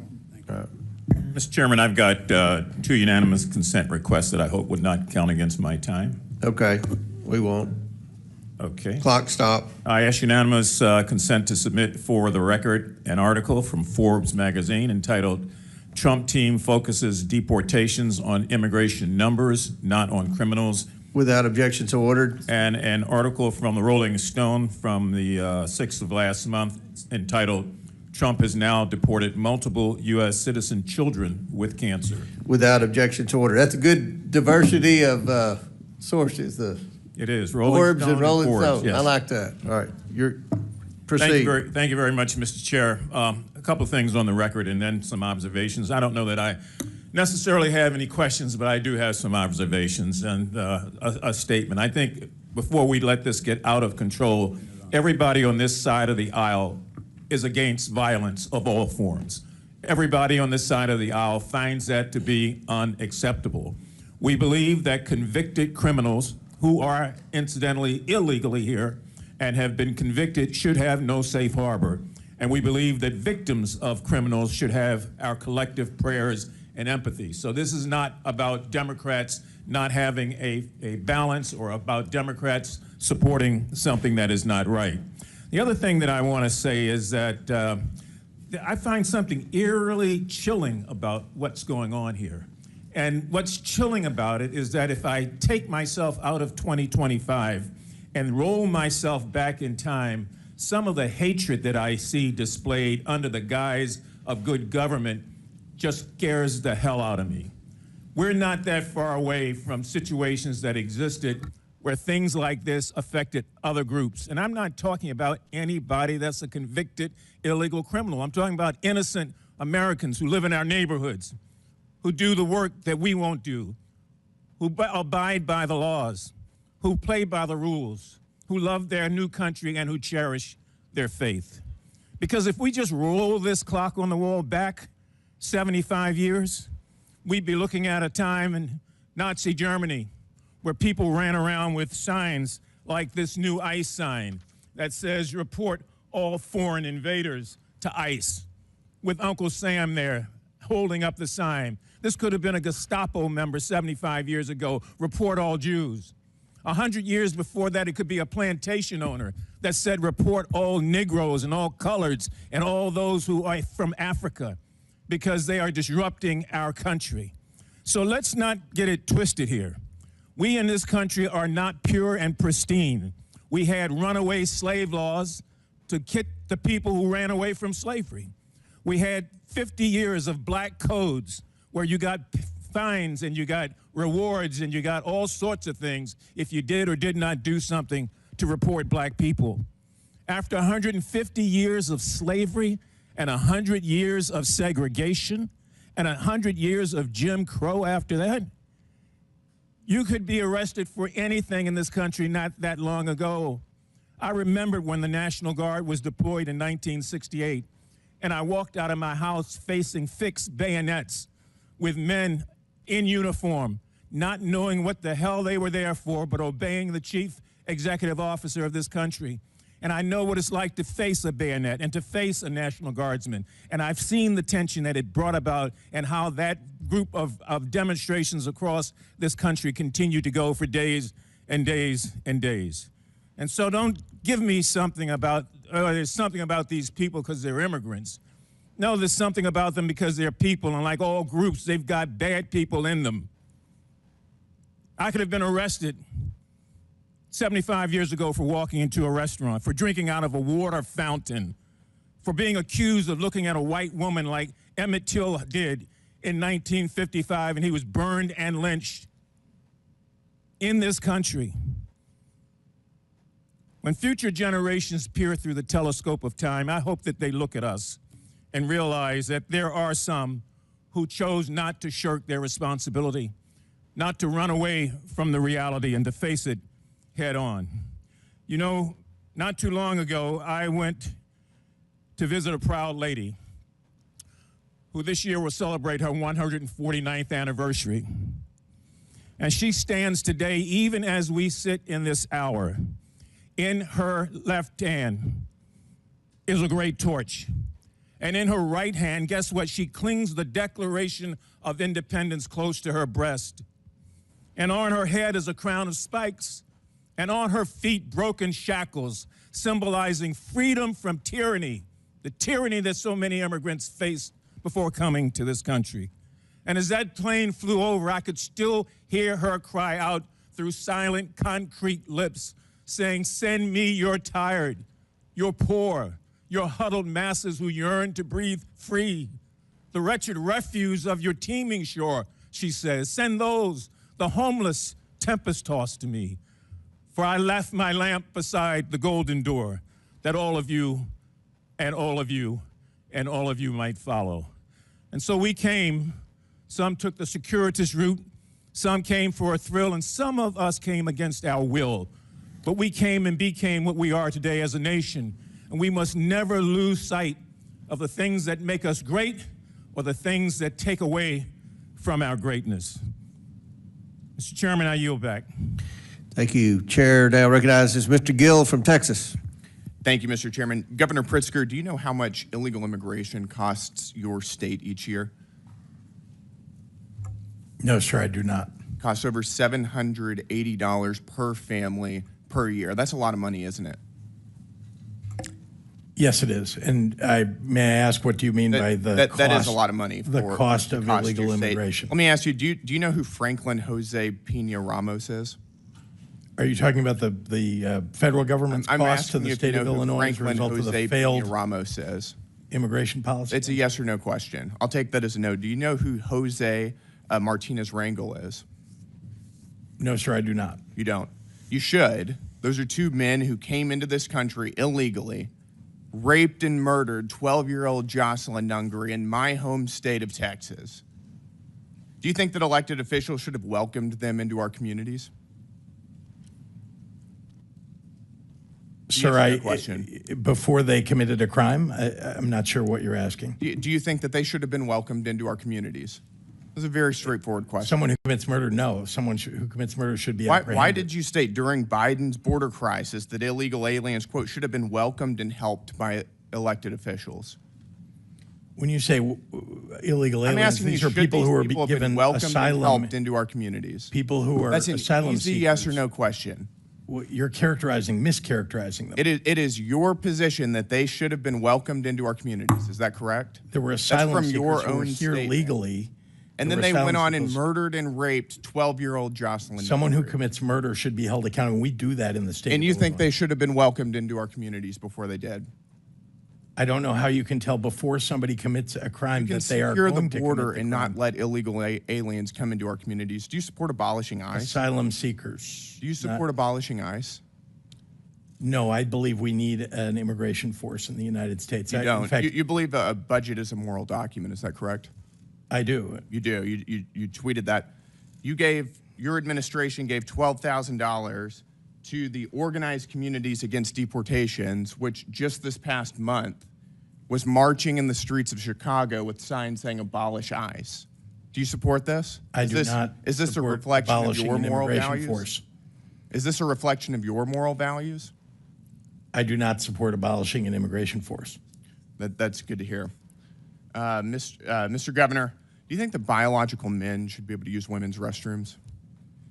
I'm not sure how this has to do with immigration. It's just a yes or no question. Why are you? It's very easy to answer. This? Do you I think thought that we were men should be using doing women's fact restrooms? finding. I'm sorry. Do you think men should be allowed in women's restrooms? I'm not sure why this has come to this issue. You It has tweeted nothing that to do as with a immigration. protest against President Trump, everyone should use the other gender's bathroom today. Have you ever used the women's restroom? Not that I can recall ever, sir. No. You wanted everybody else to do it, but you didn't? Sir, I'm not sure why we're on a topic that has nothing to do with you're today's advocating for men to use women's restrooms, but you didn't do it? I do not advocate that, no. Well, actually, you did. You said everyone should use the other gender's bathroom today. I can tell you that you are regret politicizing saying this this? in a way that what we ought to be focusing on is Do you the regret failure of the federal encouraging men to government use women's restrooms? and the Congress to deal with immigration reform. Do you regret encouraging men to use women's restrooms? Again, you're taking us on topics that have Did you ever nothing to consider do that with women don't the want you in subject their that you in their invited us here bathrooms? for. So you're admitting that this is just a political circus? No, Is that what you're I'm doing? asking you This because has you put nothing this to do on with the immigration internet for everybody and to really see. about you grandstanding. I'm asking you, have you ever considered that women don't want you in their bathrooms? That's a private space that they don't want you or any other man in. Congressman, let's talk about You your can't say that failure to normal vote people can for say that Medicaid. they In don't, fact, you want to that take they don't Medicaid think away. men should be in and women's SNAP restrooms. and That's a veteran very services. straightforward question. You apparently want people And you're to die encouraging men to in the use United women's States restrooms because you where there want to could be take healthcare underage away. girls. Do you think that's appropriate? Sir, if we're going to Do you think that's politicize this, normal? let's talk about what you're doing to people in you this think that country that's normal? by virtue of your votes. All right, let's move on. with Let's President ask, Trump. do you support Hamas's agenda? Sir, I do not. They are a terrorist organization. Your administration gave a grant to the Muslim Civic Coalition, which just 2 weeks after October 7th was marching in the streets of Chicago to, quote, stop the U.S.-backed genocide against Gaza. Is that a reflection of your values? I have spent my life fighting anti-Semitism. No, I'm asking, is this a reflection of your values? I'm not sure why you're attacking Because me your about something in an administration organization. gave money to this organization. I'm explaining to you that what we do in the state of Illinois is stand up for what we believe are You didn't have to rights give and money freedoms. to the Muslim Civic Coalition. People to have march the and right to call, express themselves. to stop the We don't- U.S.-backed genocide against Gaza. That was your choice. I know that was your Republicans want to administration. take away people's right to free speech. We don't in the state of Illinois, and They've do got not the believe right to that free is speech. proper. They don't have the right to tax dollars, and you gave them to them. You want to take those rights away from people. I understand. Gentlemen, time's expired. Chair recognizes Ms. Brown from Ohio. Thank you, Mr. Chairman. The Trump administration isn't serious about public safety. It's not serious about solving immigration challenges. It's only serious about blatantly violating constitutional rights, stoking fear, and demonizing immigrants for political gain. That's why Trump is weaponizing ICE to recklessly and lawlessly target immigrant communities. And here's the reality. 2 weeks ago, I met with community leaders from across my district. Multiple Hispanic faith leaders told me the same thing. Their congregants, regardless of immigration status, are afraid. Afraid to speak Spanish in public, afraid to attend community events, afraid to go to church. Because ICE under this administration has shown it will harass, detain, and deport even wrongfully. No due process, no oversight, no transparency. And now we're seeing this fear weaponized at scale. Just this week, the president deployed 4,000 National Guard troops to Los Angeles without the consent or consultation of California's governor.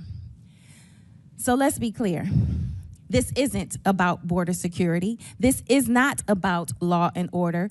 What it is really about is a reckless power grab. Militarizing American cities doesn't make anyone safer. It escalates and puts everyone at risk. So, Governor Pritzker, as Commander-in-Chief of your National Guard, how concerned are you about this executive overreach? Thank you very much, Congresswoman, and thank you for the remarks that you just made. Our job as governors is to concern ourselves with the public safety of our states. And indeed, one of the very important things that we do is listen to our local law enforcement and listen to the local officials who ask us for help when they need it. We have probably, in my view, forgive me, governors, we have the best state police in the entire country, and we have terrific 13,000 person National Guard.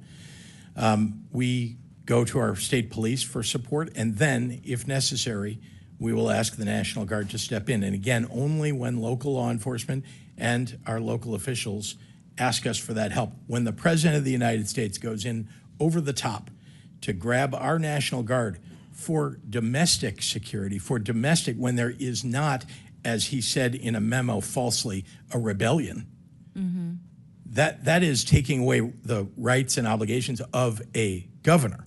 And it ought to be done in consultation with governors. In fact, the more local you get, the more accurate, I believe, the information is about what's happening on the ground. That's why I speak with local leaders of law enforcement, CPD in Chicago or others, before we take any action with National Guard. The President of the United States fails.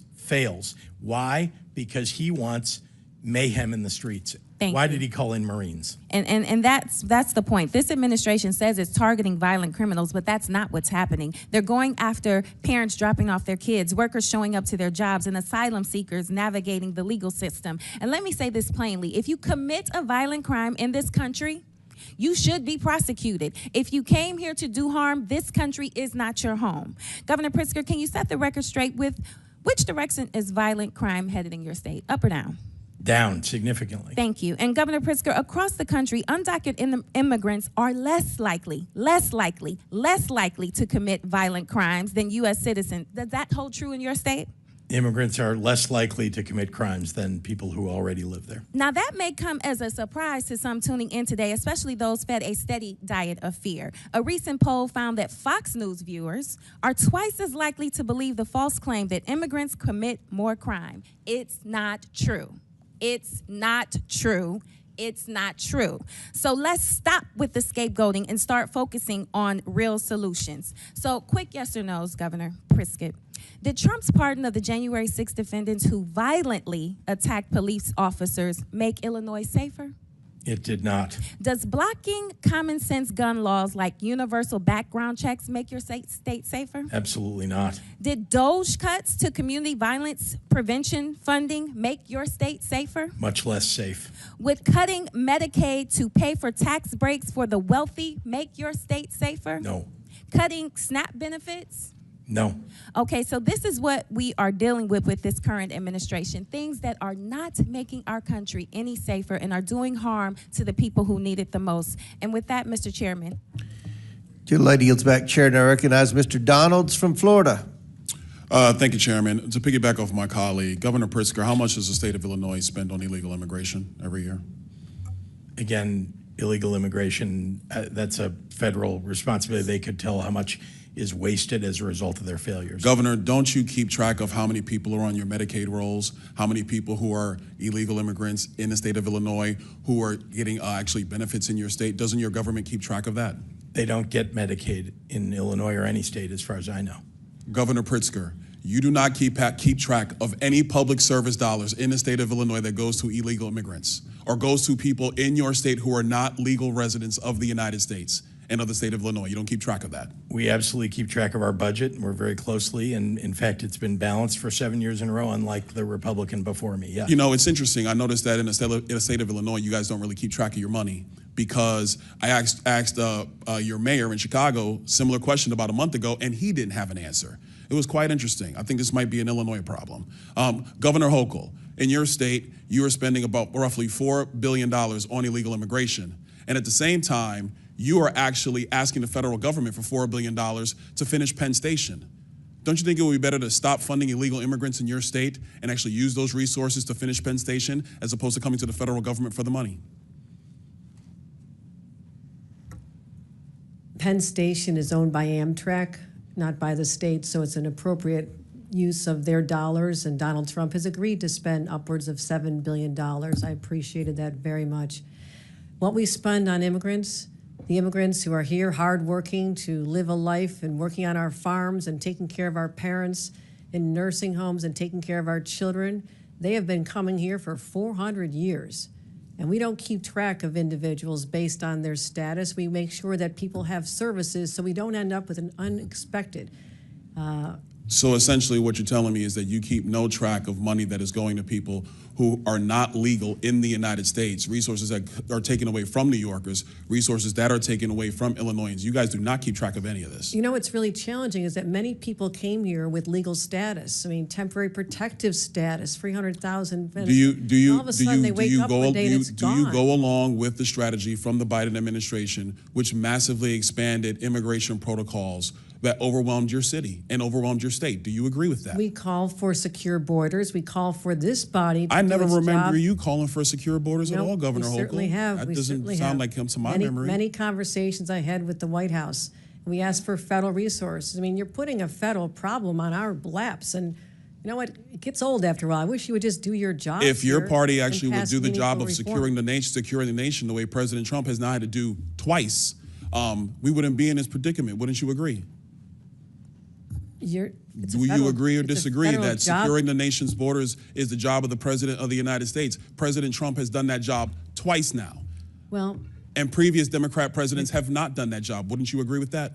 this has been a problem that's been in place since I was a young staffer here on Capitol Hill. We worked on immigration, and Ronald Reagan signed amnesty for 3 million people. You know, it's to interesting get you bring up situations. Reagan's amnesty in '86. You know, part of that deal was to actually build border wall and secure it, but the Democrat Party refuses to build border wall. You oppose it every single time. Is that your position? Do you now support border walls, There Governor has Hochul? been many times when bipartisan legislation is presented to this body and people just walk away from it. They refuse to do the hard work of governing that governors like us have to do every single day. When I leave here, I'm going to go home and govern a state. I'm not going to tweet about this experience because I have too much work to do taking care of New Yorkers. And You're keeping really them not doing a safe. good job, Governor Hochul, because a lot of New Yorkers are actually coming into my state, in Florida, many of them. They come all the time because they actually want to come to a state that is well run, that protects citizens, does not allow illegal aliens to victimize citizens like they are victimized in the state of New York, like they are victimized in the state of Illinois, like they are victimized in the state of Minnesota. They choose states like Florida and Texas to find safer places to live and raise their families. Hold on, Governor Hochul. We've had enough crime time. rates are much Governor lower Walz, than you've been yours, sitting over there much pretty lower. quiet. I got a question for you. I love to talk. Thank you, Congressman. Fair enough. You said earlier that the ICE agents under the orders of President Trump are a modern-day Gestapo. Do you realize how disgusting a phrase that is, considering the history of Nazi Germany? Would you like to recant that statement? What I said, Congressman, and I have a long history of supporting law enforcement, I said President Trump was using them as his modern-day Gestapo, not identifying who you are, coming up in unmarked vans, taking people away and giving... Is it the responsibility of ICE to actually deport illegal aliens in the United States who are here? Isn't that their responsibility?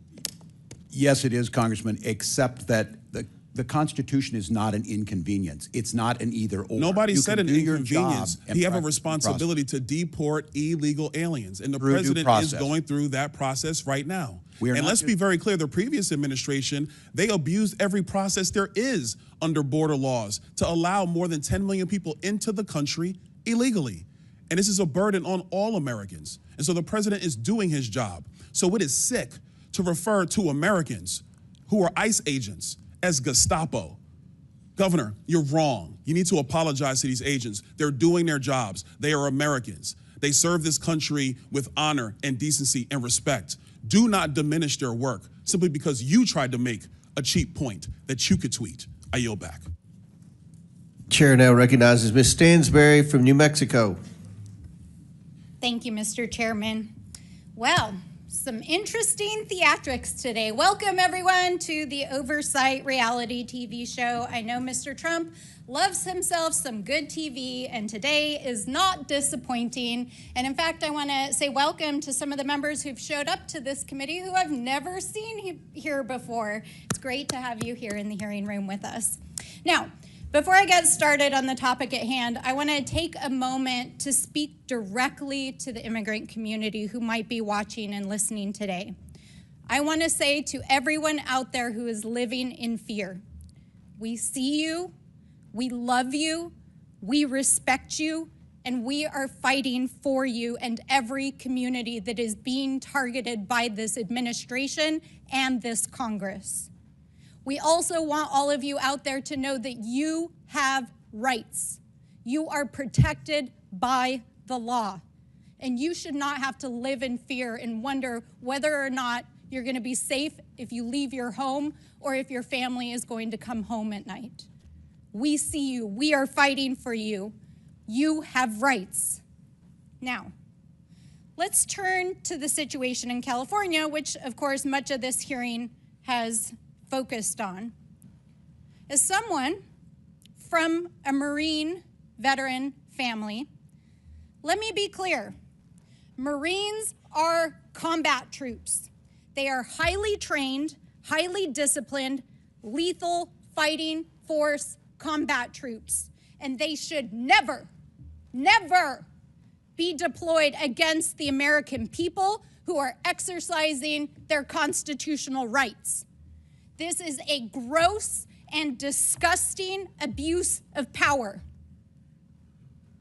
A disgusting abuse of power by fake tough guys, fake tough guys who think that they can intimidate our communities while taking away their rights. And this is from the same man who dodged the draft and called our military service members suckers and losers.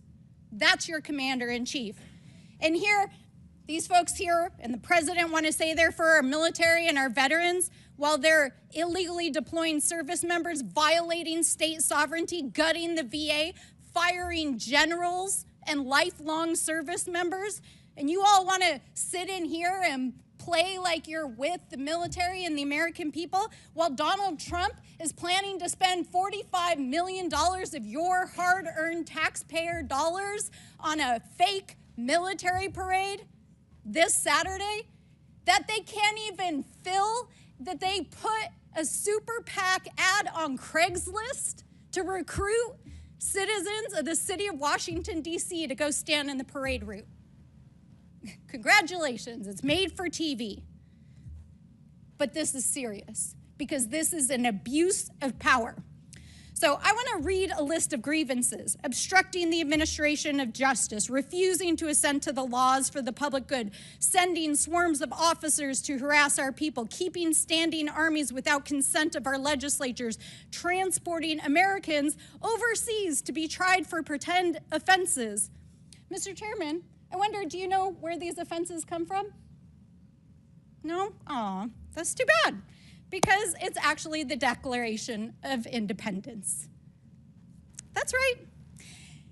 It's the Declaration of Independence. And my colleagues across the aisle might want to bone up on that in the U.S. Constitution before they go attacking our communities, especially as we head into the 4th of July holiday and celebrate our independence from an abusive and mad king. Because here in America, there are no kings, and we reject people who believe they are. And no one is above the law, and we will hold them accountable. But I think it's very clear today, and I think it's been borne out by every witness that we have here, that what Donald Trump is doing is not only an abuse of power, an abuse of the military, an abuse of our citizens, but also, y'all should know this, while you're sitting here creating this made-for-TV moment, that 2/3 of Americans, according to the polling yesterday, are opposed to what Donald Trump is doing with both immigration and the deployment of the military in our communities. It's wrong, it's immoral, it's illegal, and it's a violation of our rights. And with that, I yield back. Chair recognizes Mr. Langworthy from New York. Thank you very much, Mr. Chairman. Governor Hochul, yes or no, do you think someone who's committed murder or rape in this country, in that they're here illegally, should have tools at their disposal to avoid deportation? As the governor, his primary responsibility is to protect the people of New York. I'm sorry. Those crimes are abhorrent. I'm sorry. Whatever response you prepared to give today dwarfs in comparison to your actions as governor. I would like to remind you of someone named Gianfranco Torres Navarro, an illegal alien and suspected leader of a violent Peruvian gang. He was tied to 23 murders in Peru and came to this country illegally across the southern border.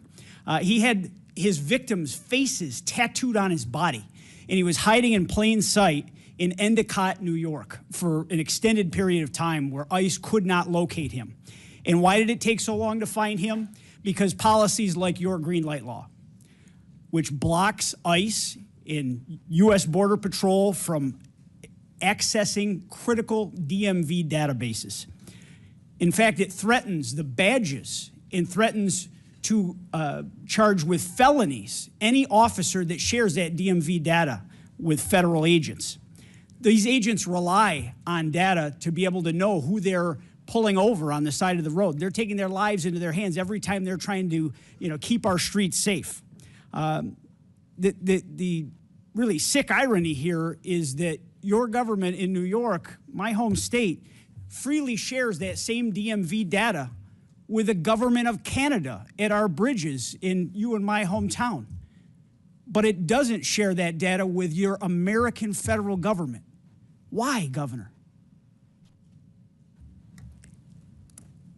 You're misstating the green light law because I'm we not. are able to cooperate with federal authorities when there's a Why do crime you shield involved. the database, Governor? Anything they want from us related to investigating a crime This is is data available that's to needed them. in real time to enforce the laws on the streets. They can't subpoena these records from your government.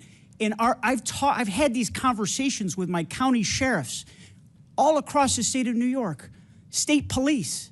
They want to work with the federal officials. They want to clean up these messes. But they can't because they were being threatened by you and our Attorney General that they'll take away their badge and end their careers. Been countless instances where we've cooperated with federal law enforcement. It happens on a daily basis. And so your characterization is just incorrect of how we provide information to people who ask for You it. share the database in its entirety with Canada, but you don't share it with the federal government. It's beyond belief. I mean, this is denial and excuses, Governor. You know damn well that the New York State Sheriff's Association, the State Association of Chiefs of Police have both condemned the green light law. Sheriffs from Erie County, Niagara County, Monroe, Albany, Broome, Dutchess, and Oneida counties, multiple parties represented here, not just Republicans, have warned that your law ties their hands. It puts officers' lives in danger, and it shields criminals from accountability.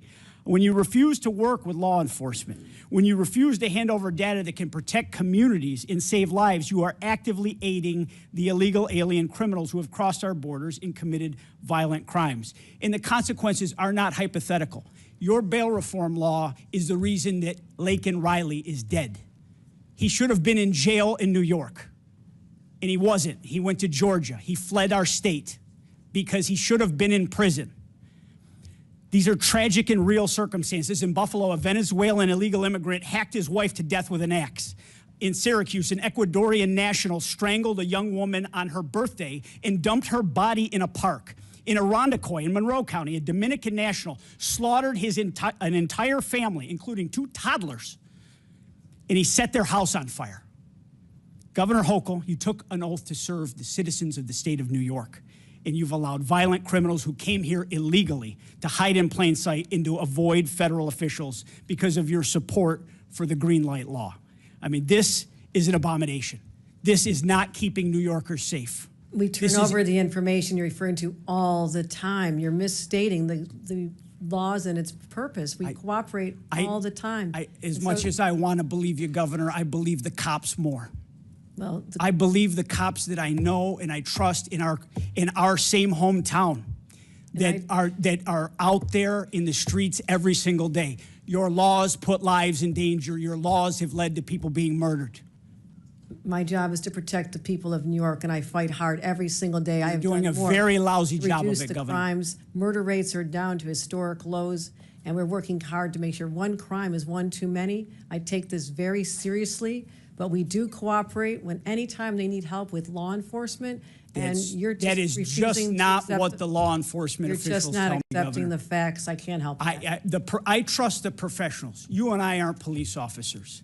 I trust the people out in the field that wear a badge, that are honorable, decent, hardworking people. And that's why they should And be you have a record of disrespect to law enforcement, just like you disrespected every corrections officer in the state of New York. You have a lot of gall to come here and criticize the president for using the National Guard to actually bring law and order to the streets of our country.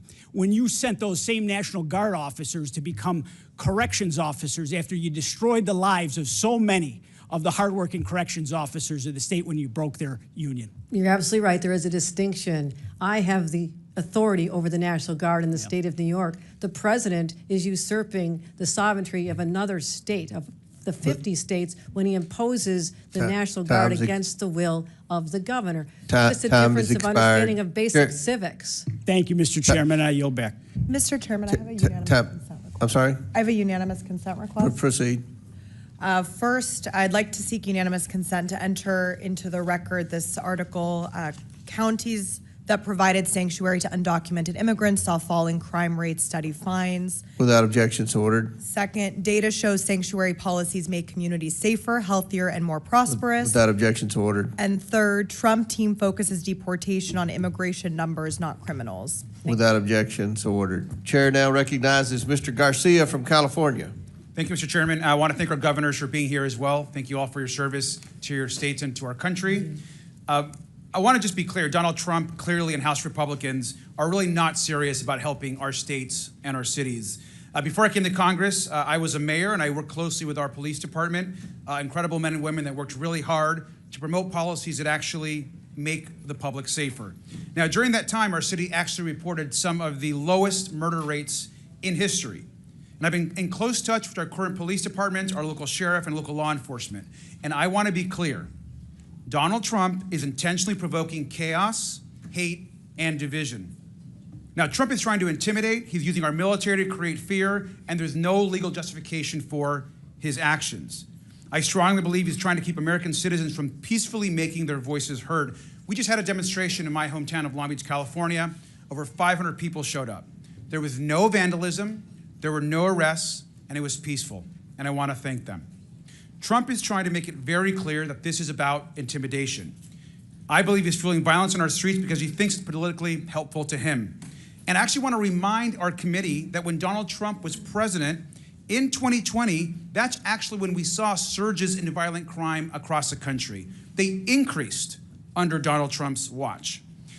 We should be focused on actual public safety threats, but we know that Donald Trump is taking federal law enforcement away from actually investigating serious crimes and cartels. And if you ask any police department, police chief across the country in your states, they will tell you they want their police focused on the issues in their neighborhoods, in the state, traffic violations, speeding, domestic violence. Those are the issues that people want to see addressed. Law enforcement should be focused on those issues, and I know the governors agree.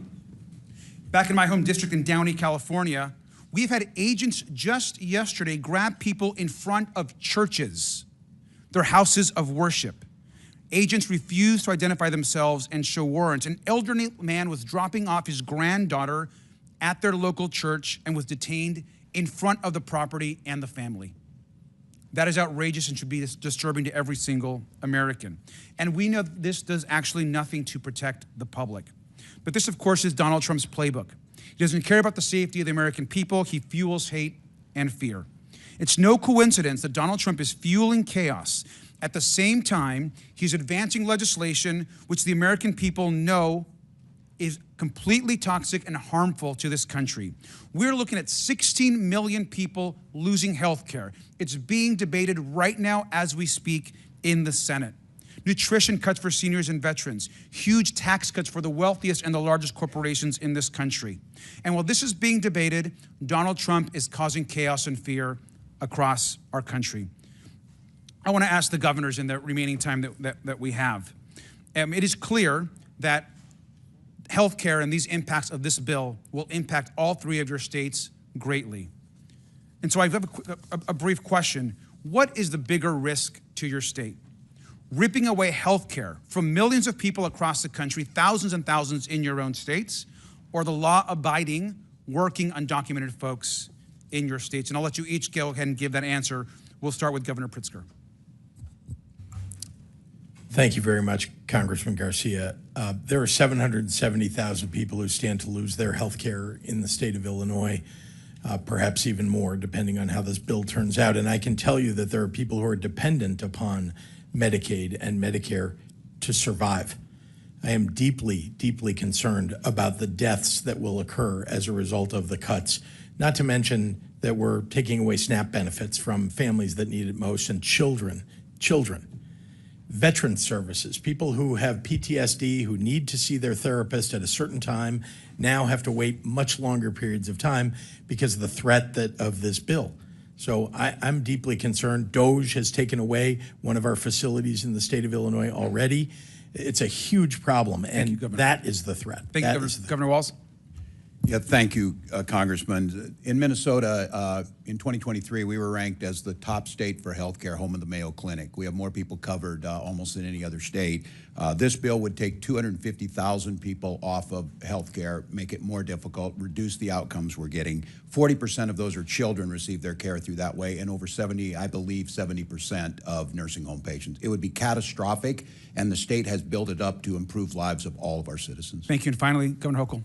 Health care is a basic human right, And I'm proud in the state of New York that 95% of people in our state have health care coverage. But these devastating cuts will throw off at least 1.5 million New Yorkers, and not just those individuals, but when hospitals in rural areas have to shut down, the entire community will lose important services. So this will have a ripple effect through our economy and hurt more than just the people who lose their Medicaid. And it is devastating and absolutely unwarranted. And we encourage everyone to stand up, speak up on behalf of their constituents, especially those from the state of New York who represent rural areas. They're counting on you. Thank you. Governors, I thank you and I yield back.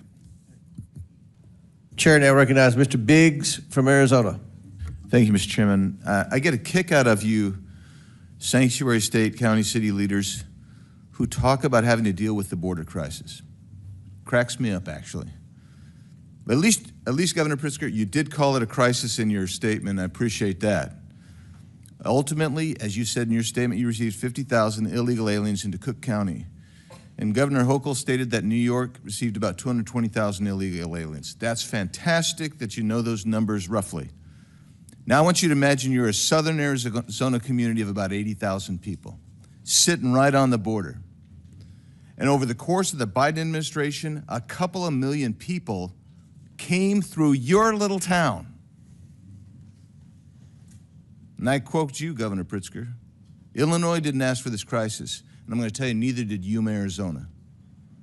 Its lone hospital, only hospital, couldn't handle the influx, nor could its single food bank, its law enforcement, its schools, and other services and infrastructure. That was a failure, you're correct, on the part of the federal government under Joe Biden. That's all stopped now. That's all stopped now. Because it didn't take a new law, it took enforcement of the current law. But you know what drew a lot of those people? Because you might have been down there once. I've been down there dozens of times. Taken more people from Congress down there than anybody else here. And you know what those people told me? They're coming here because they wanted to get to places, and they would name Chicago, and they would name New York to me. And I'd say, why the heck are you crossing here and not crossing at Del Rio? Because you guys offered sanctuary policies. They believed that they would be protected in your jurisdictions. And now that these millions of illegal aliens are here, permitted to get here by the Democrats and the Biden administration, your jurisdictions actually hinder the enforcement of immigration laws because of the sanctuary policies you've adopted. And then you have the temerity to complain about the influx of illegal aliens that strain your social services. Well, you did that. That's not even an unintended consequence. That's what it is. So I'll ask you, Governor Walz, do you agree with Minnesota your Attorney General's opinion stating that it's not lawful for Minnesota counties to hold people for immigration authorities, even if there is an immigration warrant? Do you agree with his statement? That's his statement. It's not yours. I just want to know if you agree with him. Yeah, well, I know you know this, Congressman, that all 87 Minnesota counties follow federal law. I don't know that. I just want to know. I don't know that. Why would I know that? I'm just going by your Attorney General. I haven't. He says not to do it. Do you agree with the Attorney General? That's all I'm asking. The Attorney General is elected independently in Minnesota. Nothing in his opinion allows it in Minnesota. So are you telling me you disagree with him? Could I have 20 seconds just to say? I just want you to answer the question. You're not answering the question. I served here, Congressman, and there's the respect to the witnesses to just be able to speak. Yeah, there is, and there should be respect, and that respect from the witness should be to answer the question. Our counties and jurisdictions can do whatever they deem necessary. They have to. Do you agree with your Attorney General?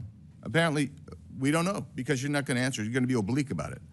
So that's unfair characterization. I'm trying to answer. I'm not the Attorney General of Minnesota. Do you agree with his memo? And you're killing time because you're filibustering. Do you agree with his memo? That's all I'm asking. Nothing. And you don't want to even answer it. You just say, oh, you know, maybe yes, maybe no. I don't know. Let's go to you, Governor Pritzker. A lawsuit was filed against you in the state of Illinois, and you responded. Your response to the claim is that Illinois has a quote constitutionally protected choice not to assist federal authorities with deportation, close quote. Give me the constitutional reference you're making there. What are you referring to? Congressman, I don't know the lawsuit that you're referring to, and I don't know that I was the respondent in that lawsuit. I can say that This is from the response filed on your behalf. So you didn't read the response? Well, let me then ask you, if that is the response officially of you, how is that consistent with Arizona versus U.S.? It's not. How is it consistent with 8 U.S.C. 287 D3? It's not. Let's just cover the last 18 seconds. When you guys say you say we do give these people the information only on a criminal warrant. Is there any distinction in 8 U.S.C. 1373A, 1324, 1324C that says, yeah, you don't have to give information, you don't have to provide the body, you don't have to respond to the ICE detainer? Is there anything in there that says there's a distinction between the criminal law, the criminal warrant, the criminal detainer, and a civil warrant, civil detainer? Is there anything in there? The answer is no. I'll answer for you. You do violate the law. You are sanctuary cities. And every one of you sitting there, if you don't know that by now, you should know it walking out of here, that you are actually committing a federal crime every time someone does that, because you don't have the authority under federal law or under the Constitution to negate even a civil warrant for someone who's violated a federal offense when you get a detainer notice. Yield back. Chair recognizes Mr. Frost from Florida. Thank you, Mr. Chair. All over the country, people are protesting nonviolently President Trump's treatment of immigrants, and they are right to. And I think it's important that we are clear as leaders about what's going on in this country right now. There is no mass deportation campaign. Deportation is a process that is not being followed right now. What's going on is people are being snatched up in the middle of the streets, trafficked, kidnapped in the middle of the streets, trafficked to other countries without due process. Trump is taking blatantly illegal and inhumane actions to stoke protests and then escalating things from there. Over the weekend, he sent the U.S. troops to California. This is dangerous. First, the California National Guard without the governor's support, and now the Marines. The Marines are trained to fight and win wars, not to de-escalate a protest in the heart of an American city.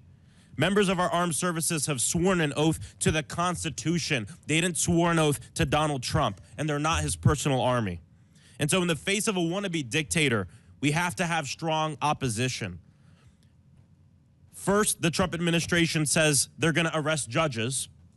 Then they arrested a judge. Then they talk about arresting elected officials. Then a mayor gets arrested. Then they said they'd arrest a member of Congress, and one has been indicted. Democratic member of Congress has been indicted.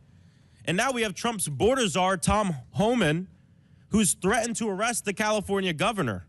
And I don't think we should take this as an empty threat. Why is Trump now saying he wants to arrest governors? It's because he knows that some of the people who are going to be the greatest opposition to his lawlessness are Democratic governors standing up for their people. And so I'm just curious to hear from our three governors here today, because these things can be put forth as hypotheticals, but they're not hypotheticals. Elected officials are being arrested. This is happening.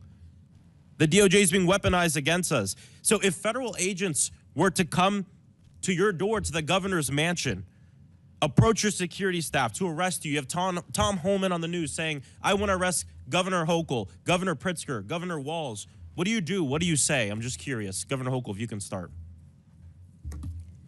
If Tom Homan comes to Albany to arrest me, I'll say, go for it. You can't intimidate a governor. What is this country coming to? When people can threaten us on social media and on cable news and try to stop us from doing our jobs. We're here on the front lines every day, fighting to defend our rights, our values, and the public safety of our residents. And so anything threatening our responsibility is an assault on our democracy, nothing short of that. Thank you, Congressman. Let me begin by saying I have the highest duty to protect the people of my state. And indeed, if Tom Homan were to come to try to arrest us, I can say, first of all, that he can try. I can also tell you that I will stand in the way of Tom Homan going after people who don't deserve to be frightened in their communities, who don't deserve to be threatened, terrorized. I would rather that he came and arrested me than do that to the people of my state. Well, thank you, Congressman. And I was just sitting here listening today again. There's many of you in here, friends on both sides of the aisle that I served here. The job of governor is very different than the job you're doing, but we need you. We need to work together. No one here wants to hear these horrific stories, but we have a job to do on limited resources. And equating that not doing ICE's job means we're not cooperating, we're patrolling our highways. I'm proud that Minnesota's a state third lowest in traffic deaths. If we start doing all the things at ICE, and nothing we do precludes them from doing their job. And so threatening and political, and I did not realize, I guess, I watch it, I didn't realize how much animosity there's here. We have a responsibility to the American public to work together, and I think threatening arrests on elected officials, Congressman, it doesn't help any of us. And Governor Pritzker's right. Our citizens are scared and angry, and it's not necessary. We can fix this with a bipartisan border bill. Help us out. Thank you, Governor. I want to end by saying former Governor and now Secretary of Homeland Security Kristi Noem just last year said that federalizing the National Guard would be a direct attack on states' rights. And now she's cheering it on. President Trump has consolidated power so much in his own party, there's little to no, pretty much zero, opposition left to his lawlessness. We hear it in this room right now. And the last thing I want to say, too, is what's going on right now is not just a distraction from the fact that they want to pass a massive tax break for the richest Americans and take away services and things from working families, but it's to enable it. These aren't two different stories, because the only way you rip away health care from 15 million Americans in this country and not feel like you have to fear for your job or that you're going to be protested every day is by scaring the people and suppressing their First Amendment right. What's going on in Los Angeles and what Donald Trump wants to do around the nation is directly connected to the fact that he's going to take away health care from all of these people, 15 million Americans, to benefit people like him and his donors. And it's shameful. These aren't two different things. It's the same thing. I yield back. Chair recognizes Mr. Higgins from Louisiana. Thank you, Mr. Chairman. Governors, I guess thank you for being here today. This was staged to be it was bound to be, political conflict here. But I like to get pretty real with each of you. I know Governor Walz pretty good. He and I came to be, believe it or not, America, Governor Walz and I came to be quite friendly. I consider him a friend for many years. And it was fascinating that we disagreed on almost everything politically. I doubt there was a vote we had in common, but I'm pretty sure I could call Governor Walz and get a straight answer, even now, at least in private. But in a setting like this, it's difficult to get a straight answer because you're being viewed so closely. All of us are. So I'm going to try and be real with you. And Governor Pritzker, I don't know you. Governor Hochul, I don't know you. I can tell you that that you strike me as extremely political, rather arrogant, quite smug, good lady. And this is a serious topic, man. We have hundreds of thousands of Americans dead from fentanyl that came across our border. Our nation suffered generational trauma for 4 years from open border policies. And we listened in ad nauseum, speech after speech after speech about how Mayorkas, who struck me as equally smug in many horrific meetings, said we need more money, we need more laws. We never needed more money. We never needed more laws. We needed an executive branch that had the will to enforce the law and thus end the trauma that the American people were continually suffering at our southern border.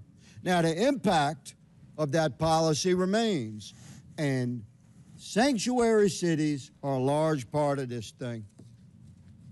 And I don't know the life of you three, your background, I don't know if you've held the hand of a mother or father had to deliver to them the news that their child had been killed by a violent criminal. Prayed with that person, but I have. And the victims of crime commonly have a simple refrain. Why? Why? Why did this happen to my family? And I'm going to ask you, Governor Pritzker, and you, Governor Hochul, what do you say to those people when, have you ever had the courage to speak with one in person, in private, without cameras, and when they ask you why was this horrible person invited to Illinois or New York? Why do your sanctuary policies encourage, why did this guy that killed my daughter, why was he in my state? Why? Representative. Don't tell me it's limited resources. Representative. Don't tell me it's limited resources. I'll let you know when it's time for you to answer the question, madam. Okay. Don't tell me it's limited resources, because we're talking about the resource of righteousness and goodness. And God controls the bank of righteousness and goodness. And there's no limit to that withdrawal. Governor Pritzker, what do you tell a family when they ask you why? Why was this murderer in my state that came here across the border illegally and was encouraged to come to my state by your policies? Go. You said invited or encouraged. 50,000 people invited were and encouraged by 50,000 sanctuary people were policy. shipped to my state by a Don't border beat around state the governor. bush. Own it, man. I'm not beating Own around. I'm telling you, 50,000 people were shipped to my state by a Would you ship them Republican back? border state governor. 50,000 is a smidgen. We have 15 million cross the border. I understand. I'm glad they bust some to your state. I have been clear your sanctuary about policies favoring border Governor security. Hochul, There was a I'll give bill you the last last year couple of on that seconds very here. subject, sir. On the Governor question of Hochul. what And I'd you say to oppose that it. family, I would say my heart is breaking for you. I'm a mother. When you describe the pain of a family like that, I've been there. I have held victims' families in my That's a arms. good start. And I'll tell you Mr. this, Chairman, you appear my to be a time has religious expired. person, I yield. but we are called. Gentleman's time's expired. Chair recognizes Ms. Lee from Pennsylvania. Mr. Chairman. Well, I recognize the ranking member for unanimous consent. Okay, a couple of things. One, I want to raise a point of order. It is against the rules to attack or to breach the decorum with respect to our witnesses. You can't. Well, the ranking member You has a look different like this, definition or you of look attack like than I that. do. You That's look for like sure. this. You cannot criticize the countenance of a witness when they come before the committee. You can raise issues, no question, but you cannot personally attack a witness. That is not within the rules. That is not in accordance with decorum here.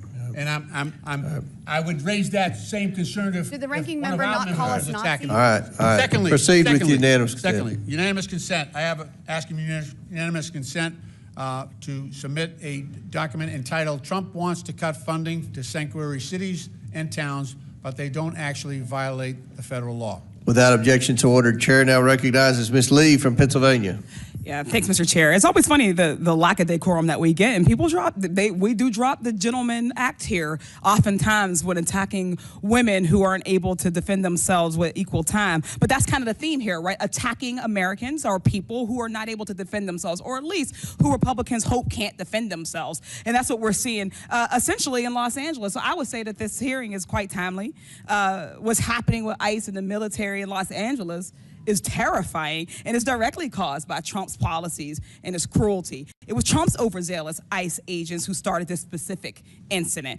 And now they want us to get bogged down in arguing over the right types of protest or the right types of way or the right way to defend yourself, the mythical perfect type, so that we could ignore that Trump is the one who is escalating all of this. Trump is the one who ordered in thousands of National Guardsmen over the objection of Governor Newsom, something that hasn't been done since 1965. Trump is the one deploying Marines, not on an enemy abroad, but on the American people who are exercising their First Amendment right in this instance. the only opportunity that they have to defend themselves against lawless lawmakers who are imposing cruelty upon them. For a party of so-called law and order folks, they sure are stampeding over people's constitutional rights and intentionally inciting more chaos, more fear, more anxiety, and increasing the likelihood that people will get hurt. In the end, what's happening in Los Angeles is just one of many incidents where Trump and his administration have not given a single damn about people's safety. For one, the ICE and DHS agents that are arresting people and raiding places often don't even have any kind of uniform or identifying badge. They're masked and they're in unmarked cars. Ms. Perryman, just briefly, why is it so dangerous to have masked, plainclothes ICE agents arresting people? So I'll just thank you, Congresswoman, for your question. I'll go back to what I said before, that we know our Constitution recognizes and our country recognizes the importance of trust between local law enforcement, the federal government, and governors. And what we're seeing here is a breach of trust. It's an escalation, and it's dangerous for the American people. Trump said he was only going to go after undocumented criminals, but that's clearly not the case. Whether through incompetence or straight up racial profiling, ICE and DHS agents are wrongfully arresting U.S. citizens. We've talked about it today, and catching these mistakes often happens too late, after an American citizen has already been illegally thrown into another country, and Trump's administration is doing nothing to get them back. These agents are also going into previously protected spaces, as we've discussed, like churches and schools and hospitals. DHS agents tried to get into an elementary school by lying that they had the permission from the parents. That is a cartoonish level of evil. ICE also arrested a Massachusetts high school senior, Marcelo Gomez da Silva, on his way to volleyball practice. Governor Walz, you're a former teacher and coach. Do you think these kinds of actions create instability for students? And do you worry about increasing anxiety of kids coming to school? Well, thank you, Congressman. I certainly do. Creating that safe environment where our kids can come and the expectation is to learn, they certainly do. Once again, there's no reason to use these enforcement actions at those locations when there are other tools. And I think, again, this false equivalency that we do not want violent criminals to be arrested, detained, and go through due process, we do, but hugely detrimental to the educational system, hugely detrimental to a system that is dependent on trust and the goodwill of everyone in that school system. So yeah, it is detrimental. Thank you, Governor Walz. These same kids getting arrested are often being separated from their families. They are scared, they're alone. An attorney is one of the few resources they had access to that is now being taken away as well. The Trump administration has canceled contracts with legal groups that represent those undocumented children in immigration court. This is going to force thousands of kids as young as 2 years old to represent themselves very quickly as we're running out of time. Ms. Perryman, how's a 2-year-old supposed to represent themselves in court? A 2-year-old can't represent itself in court, him or herself in court. And I'll just say that we are in court every single day seeking to try to ensure that people have access to legal representation, which of course this administration is really seeking to curtail. They are seeking to ignore due process rights. I was going to say, would you say that it is due process if a 2-year-old is left to represent themselves? Absolutely. It's a flagrant violation of our Constitution. It's also something that shocks the conscience. We'll leave it there. Thank you. I yield back. The witnesses have requested a 15-minute bathroom break, but before we do that, I'm going to go to Dr. Fox for 5 minutes of questions. After Dr. Fox, we'll take a 15-minute break for the witnesses, and then we'll start back with Mr. Kassar. So Chair recognizes Dr. Fox from North Carolina for 5 minutes. Thank you very much, Mr. Chairman. Governor Walz, as you're aware, Minnesota saw the largest COVID-19 fraud scheme in the nation. The so-called nonprofit Feeding Our Future falsely claimed to have served 91 million meals to children, for which it received nearly $250 million in federal funds. According to the FBI, the $250 million in federal taxpayer money was, quote, funneled into luxury homes, cars, and lavish lifestyles while families struggled. In March, 2 individuals were convicted in connection with this case, and I understand related investigation continues. The FBI stated that, quote, the egregious fraud uncovered in the Feeding Our Future case represents the blatant betrayal of public trust. The FBI will not allow criminals to rob federal programs and walk away unscathed. We'll expose their schemes, dismantle their networks, and ensure they face the full weight of justice. Do you support the federal government's efforts to bring to justice those who stole federal taxpayer money at the expense of hungry children in your state? Thank you, Dr. Fox, wholeheartedly. And this is a great example. When the federal government works with the state, we reported it, they prosecuted them, they are in prison. So do you support federal efforts to bring to justice those who commit federal crimes in Minnesota? I most certainly do. Okay. Does Minnesota honor ICE detainer request? Congresswoman, thank you for the question. I've been making sure I get my opportunity here. Minnesota follows all federal law. State law requires, and I would say the state law requires all state and county facilities to ask for immigration status when a convicted felon is committed and tells DHS if they're undocumented. All state facilities. DOC calls DHS before a convicted felon leaves prison. We have a controlled handover. Well, how can we be sure that your state is serious about cooperating with the federal government to enforce our immigration laws?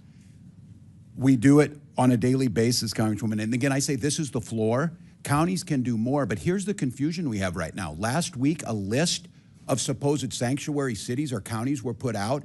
Many of those were counties in Minnesota that had gone above and beyond. Their sheriffs said it put them at risk because they were doing that. They were sharing information and doing what they're supposed to do. It's a coordination issue. But you said in your answer it's only if they've been convicted of crimes that or a judicial warrant. Or a judicial warrant. That's correct. After due process has been served. So that you don't cooperate if they're illegally here and the ICE comes to get them.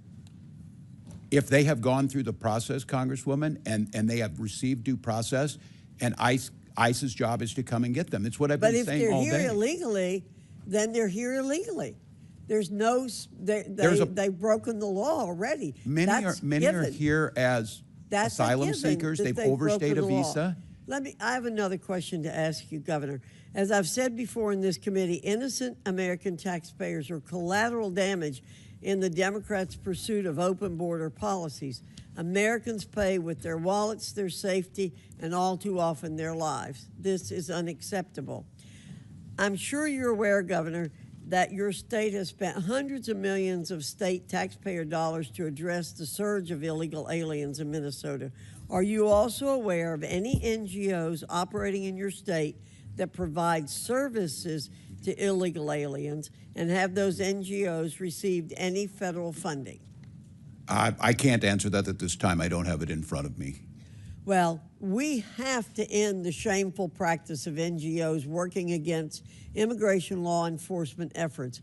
That's why I introduced H.R. 245, the Grant Integrity and Border Security Act, to stop NGOs who work against U.S. laws from receiving a single cent of taxpayer funds. Americans should never tolerate a government that uses their own tax money against them. And Mr. Chairman, I yield back. Gentlelady yields back. Before we recess, recognize the ranking member for UC. Thank you, Mr. Chairman. I ask unanimous consent to submit an article from the Seattle Times entitled "National Sheriff's Association Head Tears into Fed's Sanctuary List." Without objection, so ordered. Pursuant to the previous order, the committee will stand in recess for 15 minutes. The committee stands in recess.